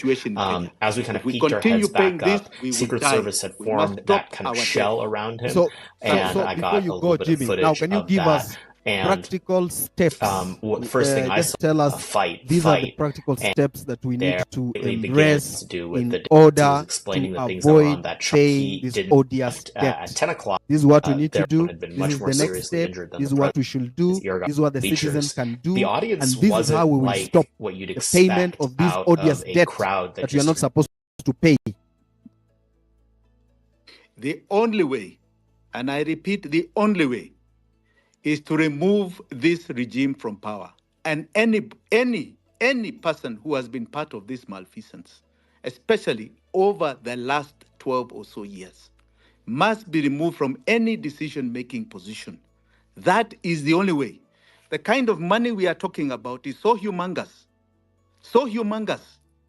You are not going to sort it. And I appreciate the legal aspect that you can go to court, you can do this. I'm telling you, you are talking about phenomenal amounts Si kwamba nachapaga makofi, ni just to try to show the demon that I am annoyed. Nimekasirika na hii. Lakini si makofi ile yetu. Ni kama makofi tu. Kidogo wote. Utaanguka. Utaanguka. Sisi ya kuonesha watu tu vile vile. Sisi tunafanya show. This is the only single way we are going to stop these bullets. Ukinigonga utatrend. I know. It must end. Our death must end. And it can only end with the perpetrators. Awesome. Mimi naitwa Jeremy Damaris and I'm very, very happy because many years back kuna mtumishi wa Mungu nilikuwa nafuata sana na hadi leo ninamfuata sana. Well, I've been seeing what he's doing na leo nikaamua nitafunga safari mpaka niende upande wa Namanga mahali kunaitwa Jerusalem City kutafuta apostle komanda mwenyewe na niko na hapa ndani ya mtambo. How are you, commander? Thank you very much. Good to see you. Niko sawa. Sikufikiria nitaweza kupata siku moja. Umenipata. God is good. Yeah. Why were they doing this? Nashukuru. Wewe ni Jeremy. Mimi ndiye Jeremy. Damaris. Damaris ni mami. Mbona nilikuja Amerika ukajificha? Sikujua. Nimekuja kulia rais, ulikuwa Seattle, umeenda Atlanta na kama sasa ningejua ningekufuata. Yes, thank you very much. We have had karibu Kenya. Thank you sir. Sasa hapa tuko na GNC na ndio kusema sasa. Ndio kusema. Sasa ukitaka vizuri uigie GNZ. And being from GNZ uongeze GNCB yako. Right. Kama yako ni B ujize GNZB. Right. Kama sasa mimi ni GNMA. GNMA. Hiyo ndio kusema. Sababu ukienda against that. Right. I don't think. Wacha kugongwa. Watu wameenda leo. Jana. Nimesikia umefurahia sana. Yes sana. Hallelujah. You know one thing you don't know. Right. Watu hawajui kwamba hawajui. There is God in heaven. Right. Hiyo jambo naona watu wanipigia simu hata kama nimefurahia. Nimefurahia sana. Uliwaonya? Niliwaonya kimbele. Hata nikasema pale mbeleni mwanzo. Hii serikali kuna watu ambao wanafanya hii serikali ionekane kama ni mbaya. Right. Watu. Nelson is still there. Maana hiyo watu kutoheshimu Mungu, hawa ni watu. So nikasema nilielezea mambo ya kiwanja. Hiki kiwanja nimenunua, title yake ni ya 1980. Na kabla ununue kiwanja, unaenda kwa land, unaenda Ruaraka, unakuja kwa City Council. When you get all those approval, now the bank can give you money. And that's what I did. Kiwanja nilinunua, kiwanja kilikaa wakati wa Moi, wakati wa Kibaki, wakati wa Uhuru. Mimi nilinunua na Uhuru. Pale mwisho Uhuru ni Kibaki 20, ni Kibaki nilinunua na serikali ya Kibaki. Sasa Uhuru akaja, bado iko tu kwa system. Sasa tulipofika hii wakaja wakasema kuna sijui nini hapo, that title deed was not issued in the right way. Mimi kiwanja nimenunua kwa CBK, Central Bank of Kenya, ni mkono wa government. So nikasema kama waliiba, wao wenyewe waliiba kule waliiba. Mimi sijui kama waliiba, mimi nimenunua. Na kama wanataka kujenga hata kiwanja ya ndege, just come we negotiate, unipatie bilioni kama 10 hivi uondoke, mimi niondoke. Lakini utaniambia vile mimi nitakuuzia, mimi ndio seller, mimi ndio nitasema ni bilioni 10, wewe nipe niondoke. Ama sina haki ya kuuza, niko nayo, huwezi kunilazimisha. Sasa huyo minister ambaye alikuwako ndiye alikuja na hiyo proposal. Niko na information kule ndani na mimi namjua Mungu. Jeremy, kuna Mungu na huyu Mungu ni vile unamjua. Umesema umenifuata. Mimi nilipokea gerezani. Nimeishi gerezani from 1972. Hiyo ndio mwaka nilitairiwa. After kutairiwa tu, wewe ni Mkikuyu sana. Wadhiga mwandishi dadi kinogo tu anything. Wow. Hiyo mwezi tu nitoka nikafungwa 6 months. Ukishaingia jela kutoka ni ngumu sana, sababu umeingia kwa attitude nyingine, watu wengine na wewe ni fala, wanakuchanua, wakikuchanua sasa unaona wewe ni fala. Sasa kwa sababu mimi niko na mimi ni wise, nikakuta watu wakaniingiza. Sasa tukaanza tukaiba, tukaenda kutoka kwa jela miaka 6 kutoka ukaingiza kwa uhalifu, ikaingia sasa si mnajuana huko, mnapanga huko. Okay. Kazi ya shetani ni kwamba amekutegea pale mbele. Hata akitoa mwanamke kwa nyumba yake, ana mwingine amemtegea pale mbele. Ukiona anavuja hii nyumba, kuna plan B pale. Hawezi kuvuja nyumba bila plan B. So ndio nikaingia sasa. Nilipoingia sasa, si mnajua katika magereza nikaenda. Kazi ya shetani ni kwamba amekutegea pale mbele. Hata akitoa mwanamke kwa nyumba yake, ana mwingine amemtegea pale mbele. Ukiona anavuja hii nyumba, kuna plan B pale. Hawezi kuvuja nyumba bila plan B. So ndio nikaingia sasa. Nilipoingia Vinod Adani through several close associates katika managers of vast kufanyia mpaka unamfanya kama takataka na ni mwanamke kwa nyumba yake, ana mwingine amemtegea pale mbele. Controlled by Vinod Adani, which including we have identified entities that are fictitiously controlled by Vinod Adani through several Cyprus, the UAE, managers of vast several Caribbean islands. Many of the Vinod Adani associated entities have no obvious signs of operation, including no reported Vinod, no independent phone numbers, and no meaningful online presence.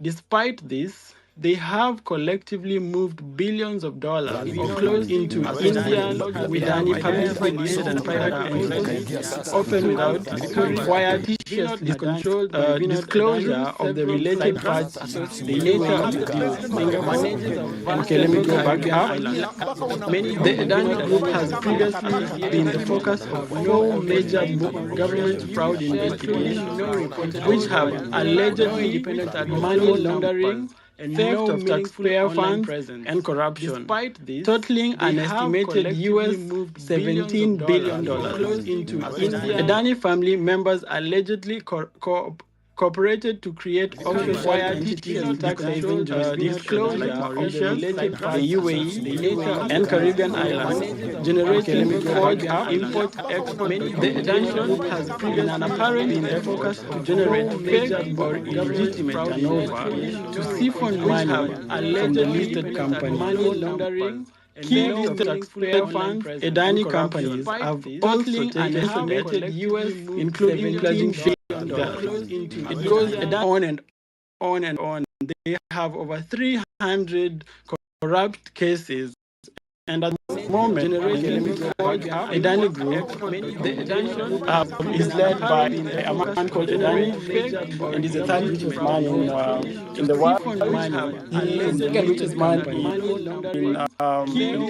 so corrupt companies, and the companies they have a pledging history.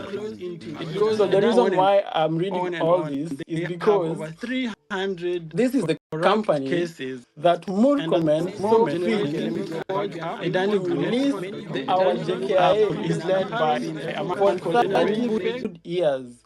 I was reading proposal, the PIP proposal, and the reason why I'm reading all they have to justify why they went with company, and yet in the PIP Act there is 4 different ways you can procure, you can lease and do PPP partnerships. And the reason why they chose the PIP is very lame. And they say in this document that the reason they choose PIP is because if they do bidding, it will take 18 months. And in addition, after they have submitted the bidders, it will take an additional 4 to 6 months to go through and peruse through the bidding, the proposals, and then identify one person or one company to do this project and to lease out JKIA for the next 30 years. So the reason behind PIP is very lame and does not qualify why they chose it. And then number 2, they did not do public participation. It's hidden. Everything is shredded in secrecy. Everything is being done in hush tones. No one knows anything about this deal up to today. And my sources say that in about a month, this deal is going to be inked, and it will become, as you know, in Tanzania, they're already operating their ports. So they are hoping that even they will quietly enter and sign the deal without Kenyans knowing what's happening to the most precious international airport, JKIA, and we know JKIA is one of the busiest airports in Africa. And to make it even worse, JKIA in their report does not make losses. It actually makes profit. And they have actually said that JKIA is they're underpricing their services. If you compare it with Addis Ababa is about 50 to 60% more expensive for carriers to run their operations in Addis Ababa, to land, all these landing fees, if you compare with JKIA. And they propose that they will double the prices in Kenya. If you double the prices of JKIA alone, last year they made about 13 million in terms of profit, and about 90 million US dollars in terms of revenues. So if you double, it means JKIA will be going towards 160 million in terms of revenues and about 26 million in terms of profits after you've deducted all the operations and everything. So this alone shows you that JKIA is not haijalemewa. It can still operate by itself, and we can still go on and do all these projects that we want to do, minus this very super corrupt company that Murkomen wants to impose on us without public participation and without a bidding process where other people who are more qualified and who are, don't have integrity issues were ready to bid, but they were shortchanged by these corrupt people surrounding the deal. And they don't want people to know this. This is why we have to speak out about this. And then Another point is that so they use an SPV model, which means that they will create a company in Kenya which will be running the operations, and then they went ahead and said they will create a consortium, a holding company, and a consortium means it's a few companies together, and a holding company means that their only work is to combine. So, like, for example, I used to work for a company that is a multinational. So a multinational normally has a corporate head office, and the corporate head office is only a holding company that just consolidates the income only. There is nothing else they're doing. They don't do business. They don't run anything. They just consolidate their subsidiaries. So they've created a holding company in UAE. UAE, as you've heard from the report, is a tax haven. This is how people evade tax. This is how people want to do the double Dutch sandwich. This is how people want to, like Murkomen, if they want to have the shares in companies, they will take it to the tax haven. And then from there, you cannot trace this money. So we are asking, why are they doing this kind of corporate structure where they have to go through a tax haven like Dubai? Why can't they just operate as Adani from India directly to Kenya? And if you go through Dubai, it means that they are able to do something called transfer pricing. And this is how even European companies are stealing from Congo, from Botswana, from so many other different African countries. They steal from these countries through transfer pricing. So how it happens, if, for example, Adani says they have a patent, intellectual patent, or whatever patent they have, they will come and say that Adani is charging the Kenyan SPV for such and such a patent.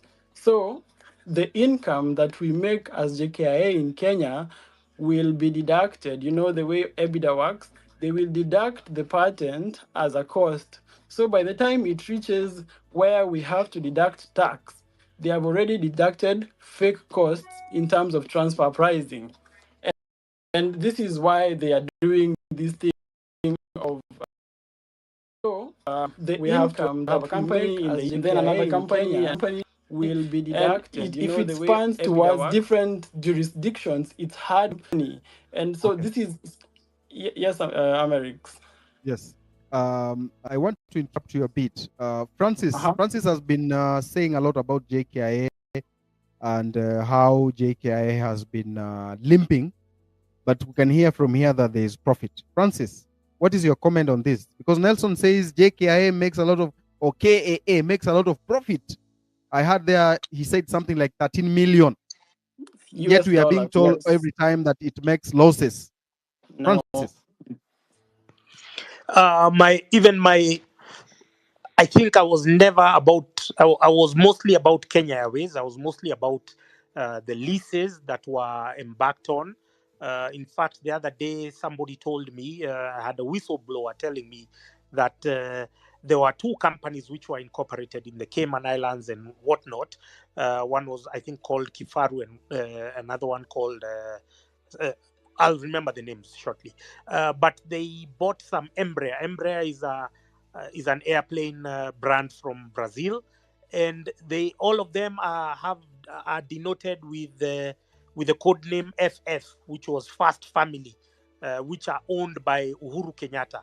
And so Kenya Airways was compelled to pay those outlandish leases on behalf of Kenya Airways to aeroplanes owned by the Kenyatta family, who those code names are denoted with FF, which was the Embraer model.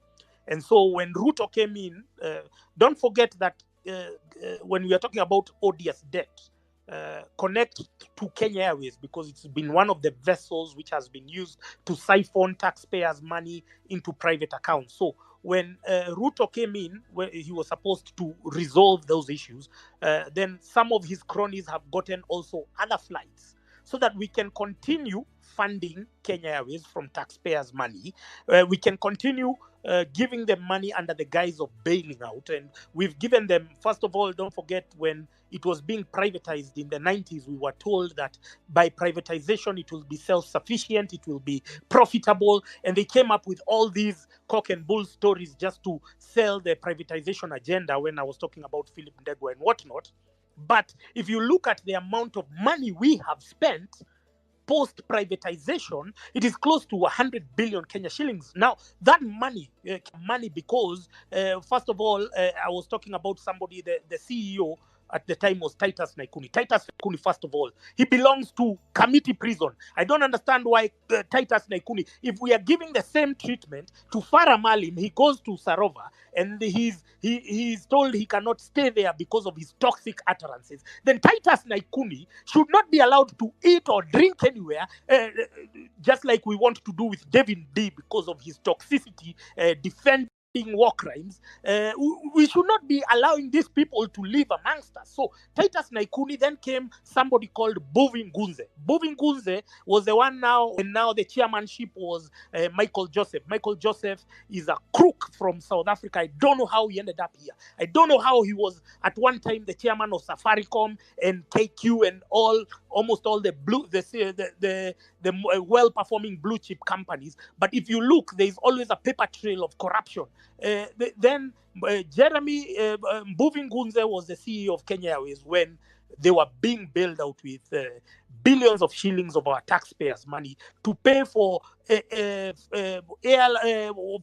for leases or for aircraft owned by the Kenyatta family. And his brother, you can't make this stuff up, I kid you not. His brother, called Jeremy Ngunze, was the CEO of CBA Kenya chapter. So here we have two brothers working for the same criminal outfit, which is called the Kenyatta Family Criminal Enterprise, siphoning taxpayers' money, because now CBA is also amongst other banks which have profited from anti-competitive practices. They have been involved in intellectual property theft. They have been involved also in the debt issue. They appear in the debt register of the banks. I know we have spoken about Equity Bank. We have spoken about KCB. We have spoken about Coop Bank as the lead banks which have funded and fueled the government's appetite for debt.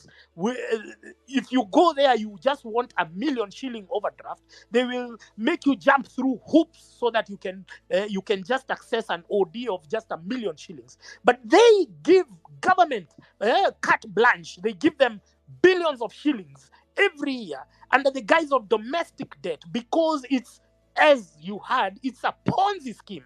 Yes. James Mwangi has become a dollar billionaire in this republic from buying bonds, from domestic debt, mopping up capital from the commercial market. We cannot get credit.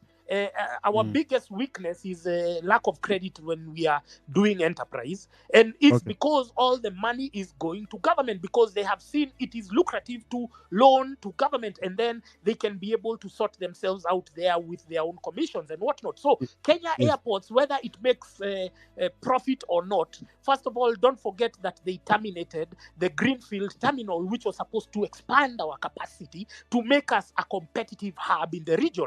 Ethiopia has taken over us. First of all, they have more aircraft. In Kenya, we invested in these small planes called Embraer.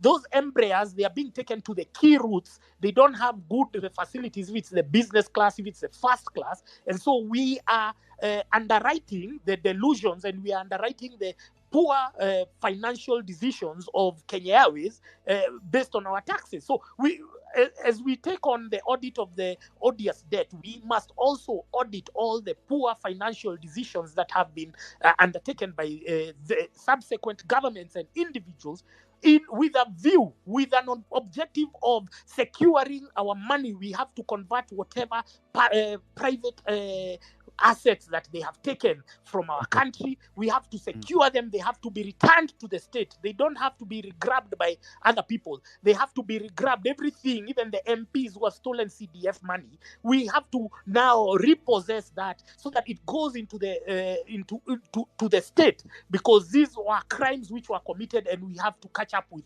time that they have stolen from us. Thank you very much, Amerix. Thank you. All right, Nelson, that was just a kicker on what you were saying.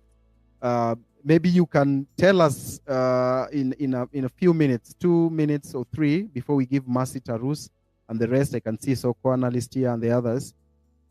What can we do as a nation? You know, we talk too much, but in your opinion, because you are the professional here, what can we do? The lawyers are here to guide us on the legal journey. They can tell us what to do, but what are you going to do? Or what do you propose we do as a nation to ensure that such kind of heist and the people behind it are put in jail? Thank you, Amerix. Can I just finish the 3-4 points I had, and then I can talk about what we should do? In the interest of time, you have 3 minutes. Okay. So I just wanted to also say that in this deal and proposal, they're trying to propose the government to concessions. And one of the concessions they want is that they want to operate in Kenya tax-free. They haven't mentioned the number of years. They just say they want to operate without paying corporate income tax for some years. And also, I don't know if this is standard in deals, but they're saying after the deal is over in 30 years, JKIA will have to pay for the capex, and also they will have to pay them for the capex, the money they used for the capex, which is 1.5 billion US dollars. And in my view, this 1.5 billion US dollars is the same amount of money we saw the Eurobond theft, the money that never arrived in Kenya. So it means that we are able to even finance this project on our own if we can take back the money that has been stolen. And they're also saying that after the 30 years is over, it's not over, because they're asking for 18% equity in JKIA forever. So this means that basically they will own us forever, 18%. And this is totally unacceptable. And mind you, this company is the least performing company in India in terms of airport operations. And their biggest project is called Navi Mumbai. It's their only biggest project that you can compare to JKIA. The rest you cannot, they're too small. And even this Navi Mumbai is going to be finished in 2032. So we are entrusting people who have not even done a project of this magnitude in any of their projects to do it in Kenya. Like, we are being used as scapegoats. So, and your question, Amerix, about what we need to do is, it's very simple. We need to make a lot of noise, and also we need to start preparing to take over these positions. We cannot just be in the outside and every day, we keep complaining about bad governance. We need to be the leaders we want to see. We need to go into those leadership positions. You have seen in the UK, they were inaugurating very young Gen Z leaders into the House of Commons. So this needs to happen also in Kenya. But at the moment, we need to increase the pressure. We need to occupy JKIA. We need to occupy all those offices until these things stop happening. This is how revolutions happened in the past. I've spoken so much about the French Revolution. It was the young people who went and demanded, their rights, and demanded for what was right, and it happened. It's not easy. It can take a lot of time. It can take shorter time, but if we keep pushing, it will happen. And also, I have spoken about critical junctures. How in history, when a revolution happens, you have two choices. You can either go the side of whatever people are talking about, like Sudan and the rest, or you can go the path of prosperity. And this is what happened in France. This is what happened in England during the Glorious Revolution. This is what happened in the US. This is what happened in many other prosperous nations. They were at this critical juncture, a revolution moment, and they chose to go the right direction. So this is the moment that we, as the young people, we need to choose which direction to take our country, to either reclaim it and go and become prosperous and to say no to all these things that are happening now, or to turn our eye and lose the revolution and, you know, everything that Jimi Wanjigi has just spoken about to continue. So the choice is ours, but everything is laid bare on us. And there is a saying, as I finish, that I quoted in one of the spaces. It says, in every generation, we have our mission. So every generation has a mission, and it's upon us either to fulfill the mission or to betray the mission. So it's upon us today as the young people to either fulfill our mission of economic liberation and independence in Kenya or to betray it. Thank you very much, Nelson, for that in-depth. There was only one person who had a remaining issue, I think because of network. I'll give them a minute or two. Mercy Tarus.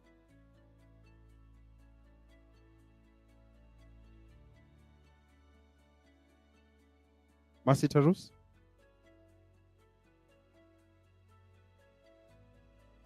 Yeah, go on. Just unmute your mic and start talking so that we don't waste time. Thank you very much. I hope you can hear me now. I hope you can hear me now. Yes. Thank you very much. We are giving you 2 minutes. You can switch on. You can switch off your space so that you don't listen to yourself again. That's why we are having this miscommunication. We are going to talk about the fertilizer scandal and bad seeds. What most people don't know, a colleague of mine has tried to talk about it, but what most people don't know is that this is the season that the fertilizer scandal came out. But last year, 11 months ago, there were bad seeds.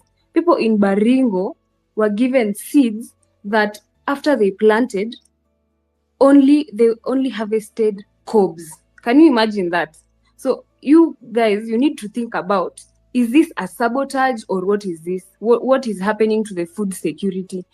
Na ni vizuri, by the way, tufikirie what happens to that farmer when he's uko away from Nairobi. When these people came to do a community forum and hear from the farmers, they were given a report, walifaa walete Nairobi. Awase report yenye walipewa walete, they wrote that report and shelved it. And then the report that came to the Senate was not the report that they took from the farm. Now you can imagine this farmer has loans. Huyu farmer last season alikuwa sabotaged. This season amekuwa sabotaged. So inamaanisha ikifika next year umse hatakuwa na doya school fees.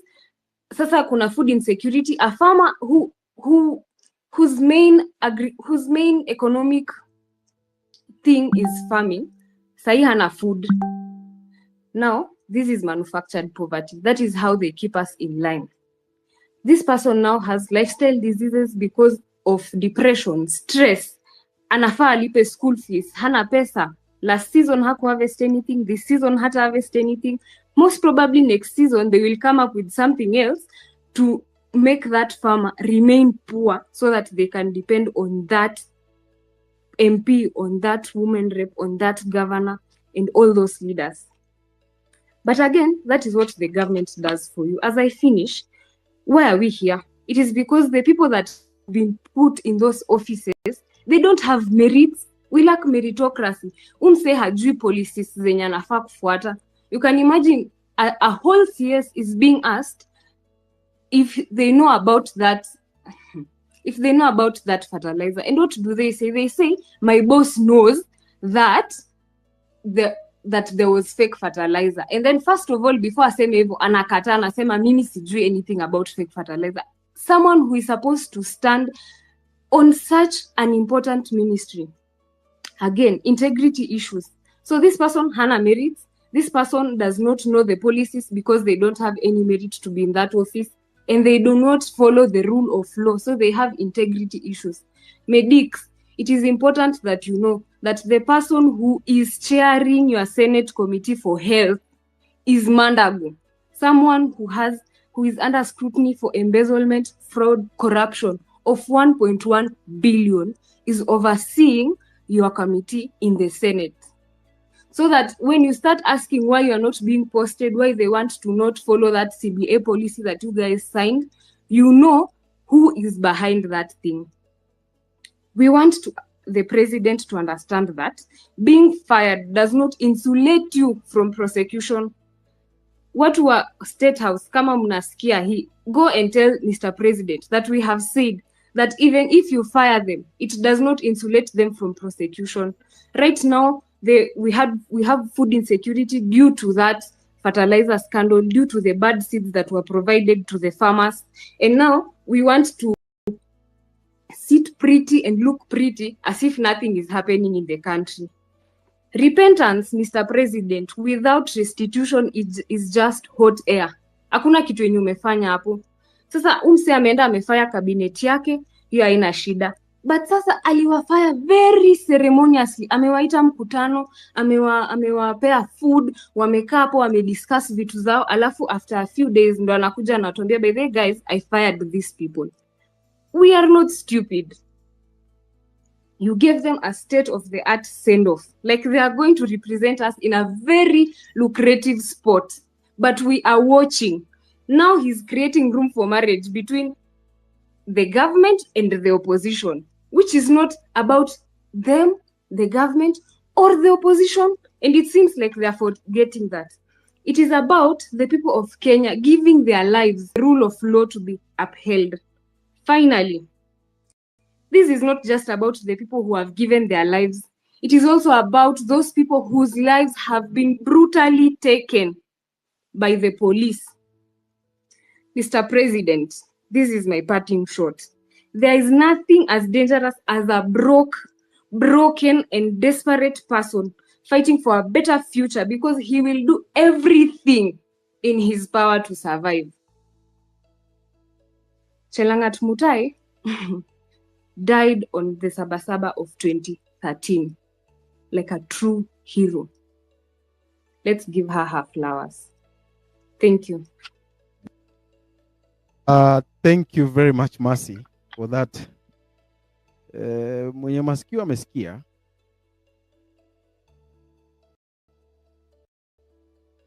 Lekish. Before you say that, deal ya JKIA, it's going to be signed in 1 month. So guys, we need to, make pressure, and also we are going to court tomorrow to make them release the documents and make them public for participation. All right. So you're going to court tomorrow? Yes. Please do. Can be sending them some mafuta here kidogo and credit. So we will follow it up and see how it goes on. Much. Rufus? Thank you. Hi, everyone. And thanks, Amerix, for the opportunity. So my input on this conversation is that nobody is talking about the money.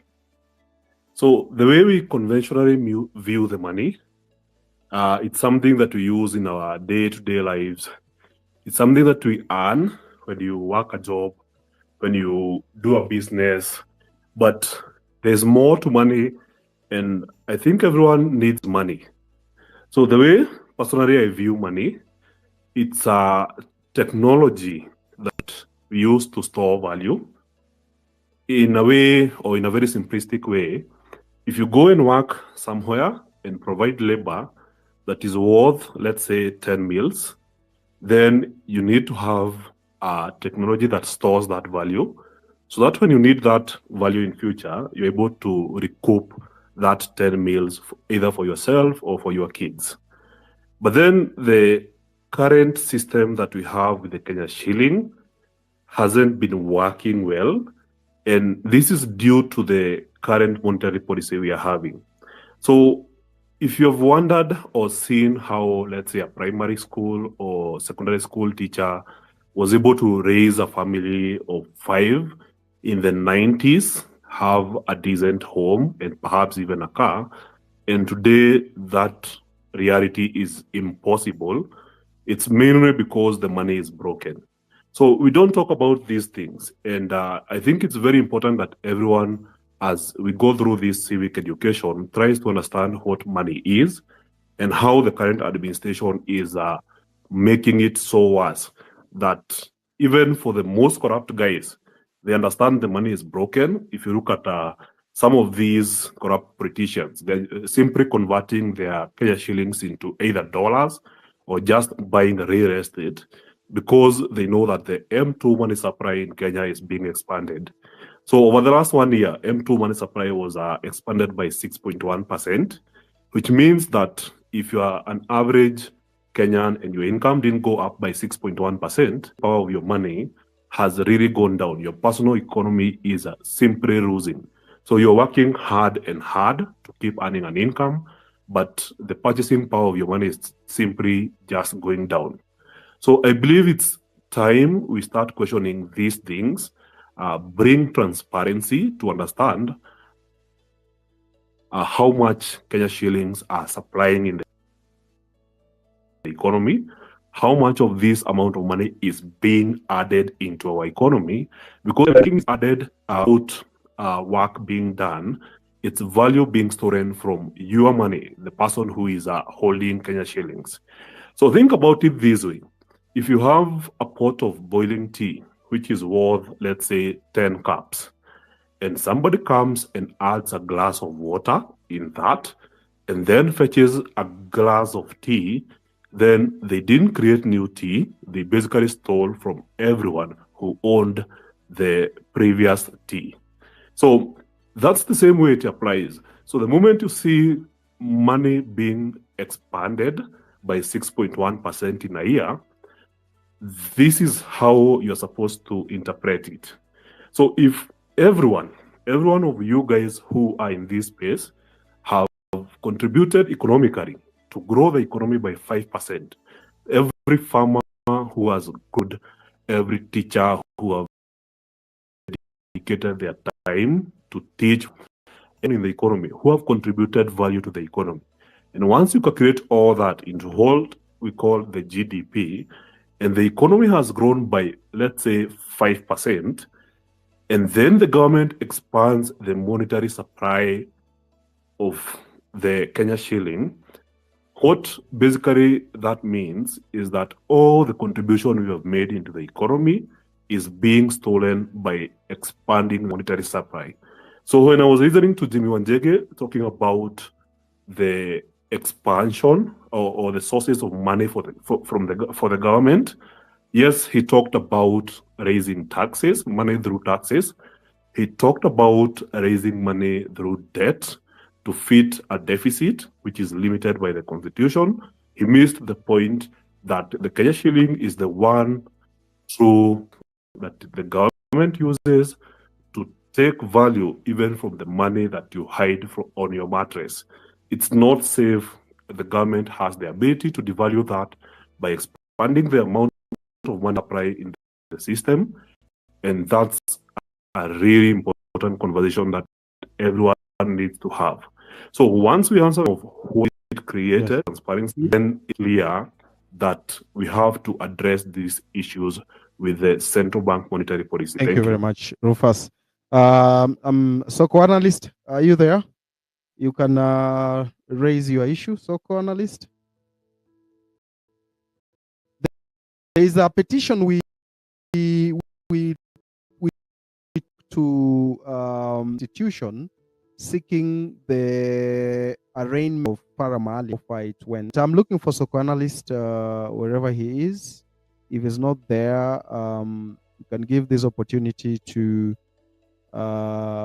this young man called Milton. Milton, what do you want to say, sir? Welcome. Thank you so much. There's something that I've been really thinking about. Whenever we've had this citizen assembly, we've always had some members of parliament also coming in. Another conversation, I really concur with what Jimmy said about our debt, and I just think the best thing is just to default. But now, on top of that, our recurrent expenditure is something that is a very huge thing to this small country. Yeah. So I was thinking about this, and I wanted maybe Willis to advise us. Yeah. how do citizens come up with a referendum? Because at the moment the country is ripe for it. How do we come up with a referendum? It's going to be formed and wherever. How can the citizens come up with a referendum? Because we are paying people too much, and the country can't sustain that. And also, I think we are also paying the so-called wakora a lot of money, and then I don't know how we are going to also balance the issue of integrity in leadership, because most of the time you get that we like most people vie in Kenya so that they get protected. You find a member of parliament maybe has been involved in cases of money laundering, or maybe a foreign nationals gold and such, like criminals. Most of them usually vie so that when they're members of parliament or they're in leadership, it's at least easier for them to maneuver the cases. Because when you're a member of parliament and you're a criminal, there's a say, someone once told me that the government loves criminals in this way.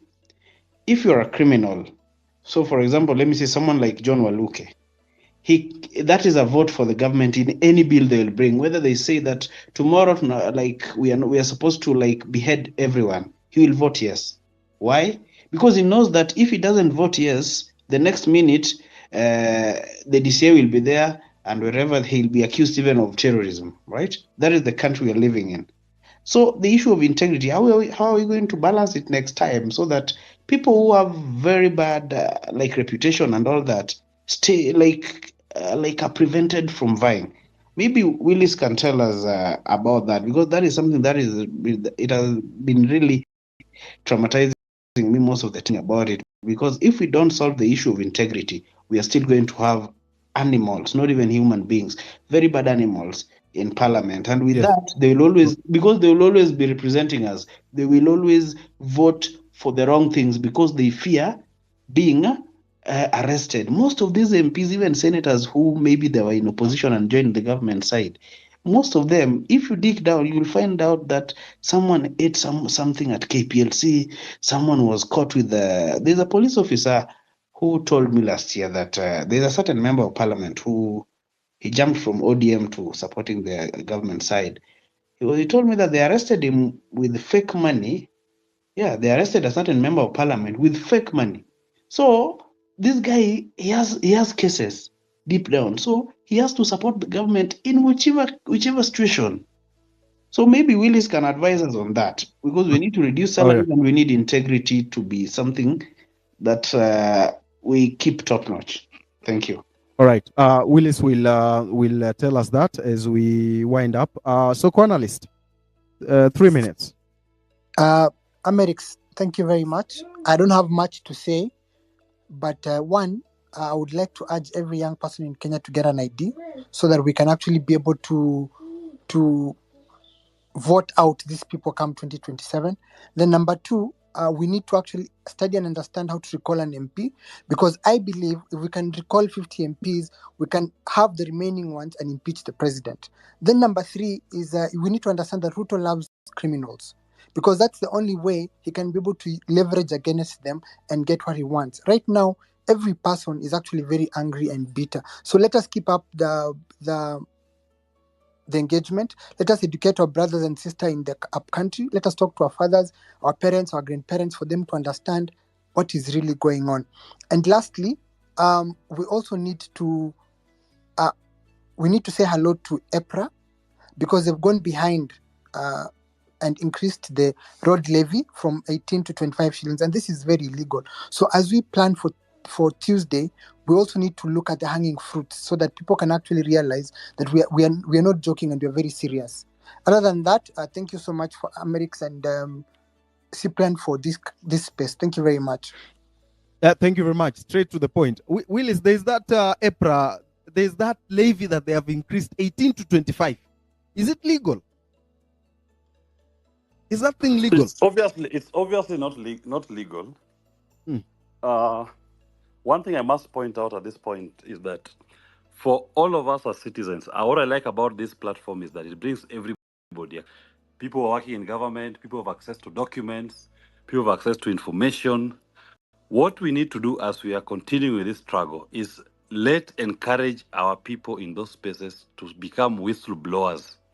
If you don't have the courage to speak openly, you can share this information even to Amerix, to myself, or to any other person who you believe has the courage of their conviction. Collect as much as you can. Your brother, your sister, your friend, your father, your auntie, works in government, has access to what is going on. Please collect as much information as you can. You can hand it over confidentially to those who are courageous enough to face the public. Once we have this trove of evidence, we will be able to now take on this system. I say that because you find most of these complaints, they are actually illegalities. These are criminal enterprise that is going on in the country as we speak. And to take down that criminal enterprise, part of it is we must get it on the streets, but also if we are to use their system, we must use that court platform to expose them and to call them to account. Even the CSS who've been sacked, it cannot just go for nothing. Those CSS, some of them were complicit in criminal activities. They need to be charged. If the DPP will not charge them, if I have access to any evidence that implicates them or any other lawyer, and there's already a team of lawyers who are out here trying all they can to collect evidence, and they are willing to present cases in court to even privately prosecute those CSS to answer for these crimes. For those of our people who have been killed, those of our people who have been maimed, inasmuch as Comey has now resigned, Comey must still be called to book. Inasmuch as Kindiki has been dissolved, Kindiki must still be called to book. Those lives cannot have been lost for nothing. They must answer for the criminality under the command responsibility as we know it. And I was suggesting to some of my colleagues, and something we are exploring, there's this concept of universal jurisdiction, that in as much as you may think that you control the courts in Kenya, I can be free to file a case against you in an EU jurisdiction that recognizes the criminal concept of universal jurisdiction. So if you're William Ruto sitting in Kenya, you think that you're immune to prosecution in Kenya, we are still free to even file a case against him under the command responsibility for these officers who have gone rogue. And we say, this unit has killed this many Kenyans. And you will see a warrant of arrest being issued against William Ruto in an European country or any other jurisdiction that recognizes the universal jurisdiction in place. Like happened when you witnessed when a court in, some small court in France one day issued a warrant of arrest against Kagame. It was because, I mean, look here, you are being mentioned adversely, there's evidence that seeks to imply, and they issued warrants of arrest for him to appear in that court. They must deal with that case diplomatically and to deal with the issue that you raised. We must be able to also call our own to account, if not locally, internationally. And lawyers are able and they are willing to go this far to make sure. So what is the first thing we will start with this week? I heard Nelson saying he's going to court tomorrow. Yes, now for Nelson's what are we doing ourselves? So Nelson's case, he has already collected evidence. What I will urge, that in this other case, people to collect evidence and share them. Number two, as you suggested, sometimes they may need, you can even do a citizens forum. You raise funds to support lawyers who may be doing this cases outside there. I may need support or to file those cases, getting filing fees, whatever it is. That also and you get somebody who is independent, manage and oversee. Amerix yourself, I believe you have the confidence of the people to see something like that. But the main thing is that even when we turn up in court, must show that this case does not belong to the law. This case belongs to the people of Kenya, and it is for their. Thank you very much, Amerix. All right. Thank you very much for joining us this Sunday. And it has been a great Sunday. Of course, everyone will have wanted to be given a mic, but as we say, it is not as easy as we expect.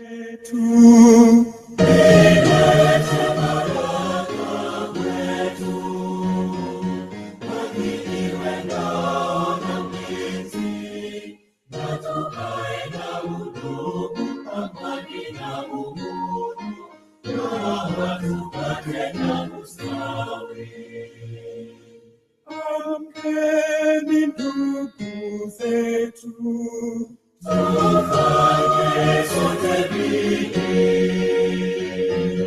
nasi tujitoe kwa nguvu. Nchi yetu ya Kenya tunayoipenda, tuwe tayari kuilinda. Na tujenge taifa letu, ndio wajibu wetu. Kenya istahili, tuungane mikono pamoja kazini, kila siku tuwe na shukrani.